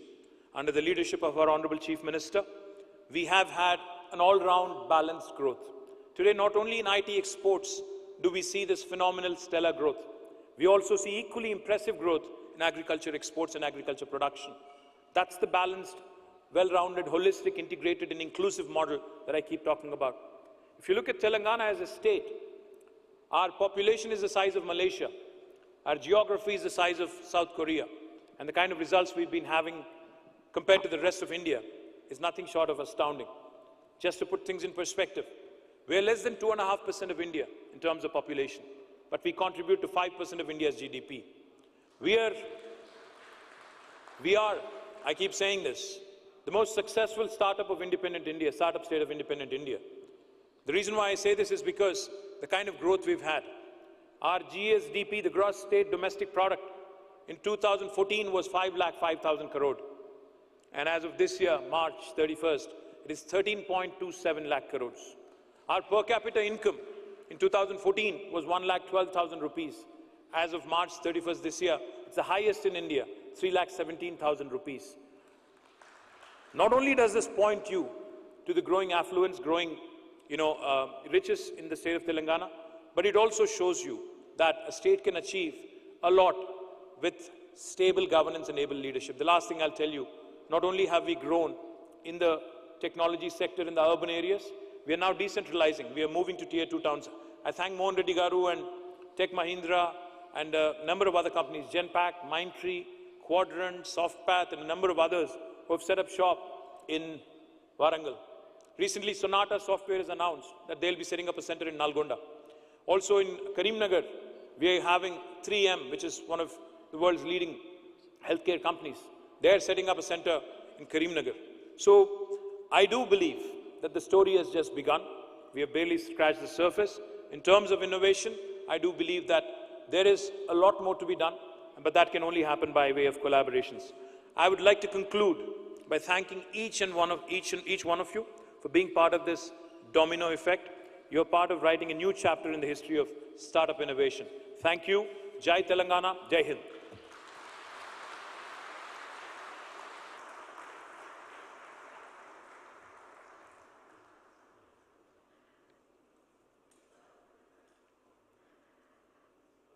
Thank you, Mr. Ramarao, and those are extraordinary figures by any metric.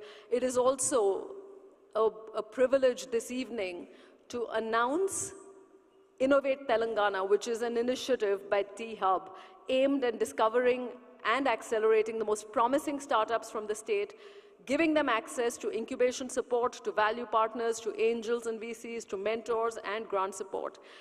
Innovate Telangana, just to give you a brief glimpse before we invite Mr. Ramarao back to inaugurate it. Innovate Telangana will be held across 33 districts and spread over 120 days, identifying 5 clusters with as many as 800 startups expected to partake in the district level events and solve or put forth solutions to regional, national, and global level problems. I think it is a singular hallmark of innovation in Telangana and of Innovate Telangana that it seeks to solve very real world problems. In the final leg, the top 10 startups will be invited to THub for a grand ceremony, followed by incubation under different THub programs.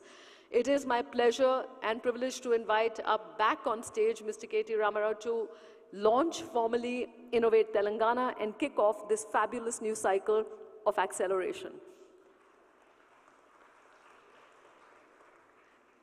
Joining KTR back on stage, may I request Mr. Ranjit Reddy, Mr. Seemala Reddy, Mr. Jayesh Ranjan, Mr.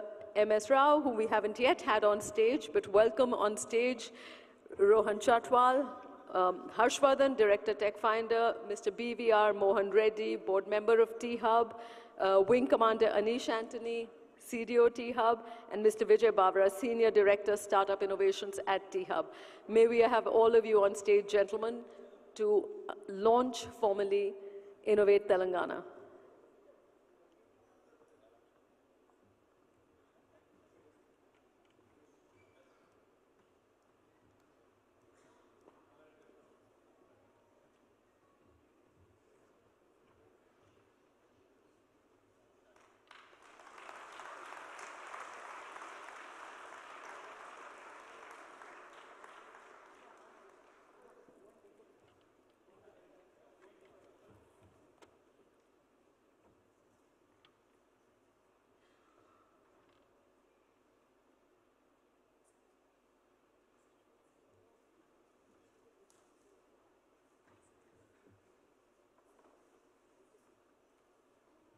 May we also invite on stage the Chief Innovation Officer of THub, Mr. Sujit.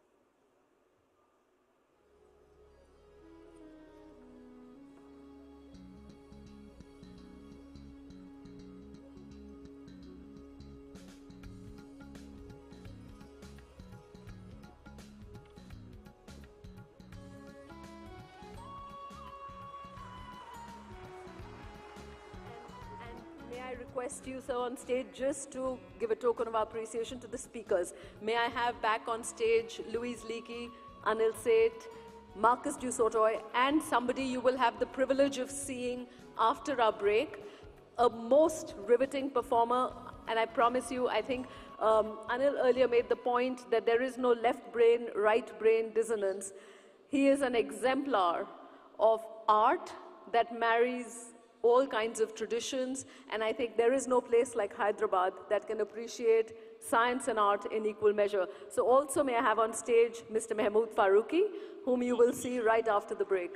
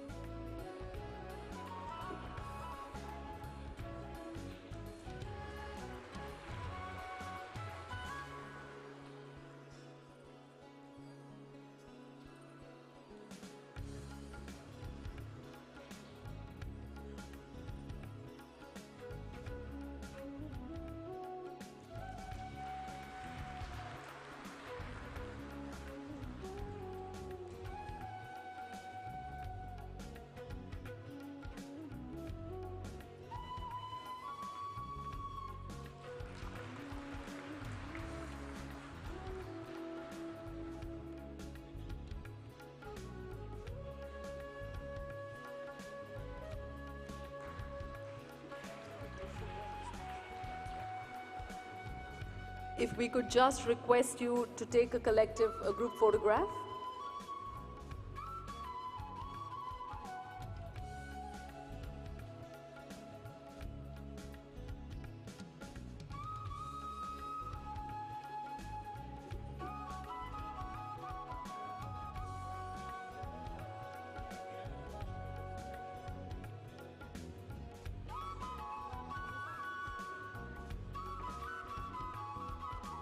We're going to take a very brief break.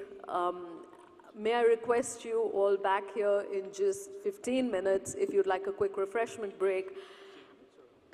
Coming up is a performance so riveting by an artist so singular that he has single-handedly revived a 13th century art form in the country.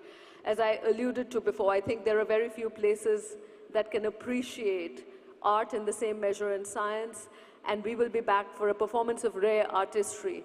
Also a reminder that our speakers have books available outside. We'd love you to use the opportunity to buy and have them signed, and we'll see you back here in 15 minutes for an electrifying performance.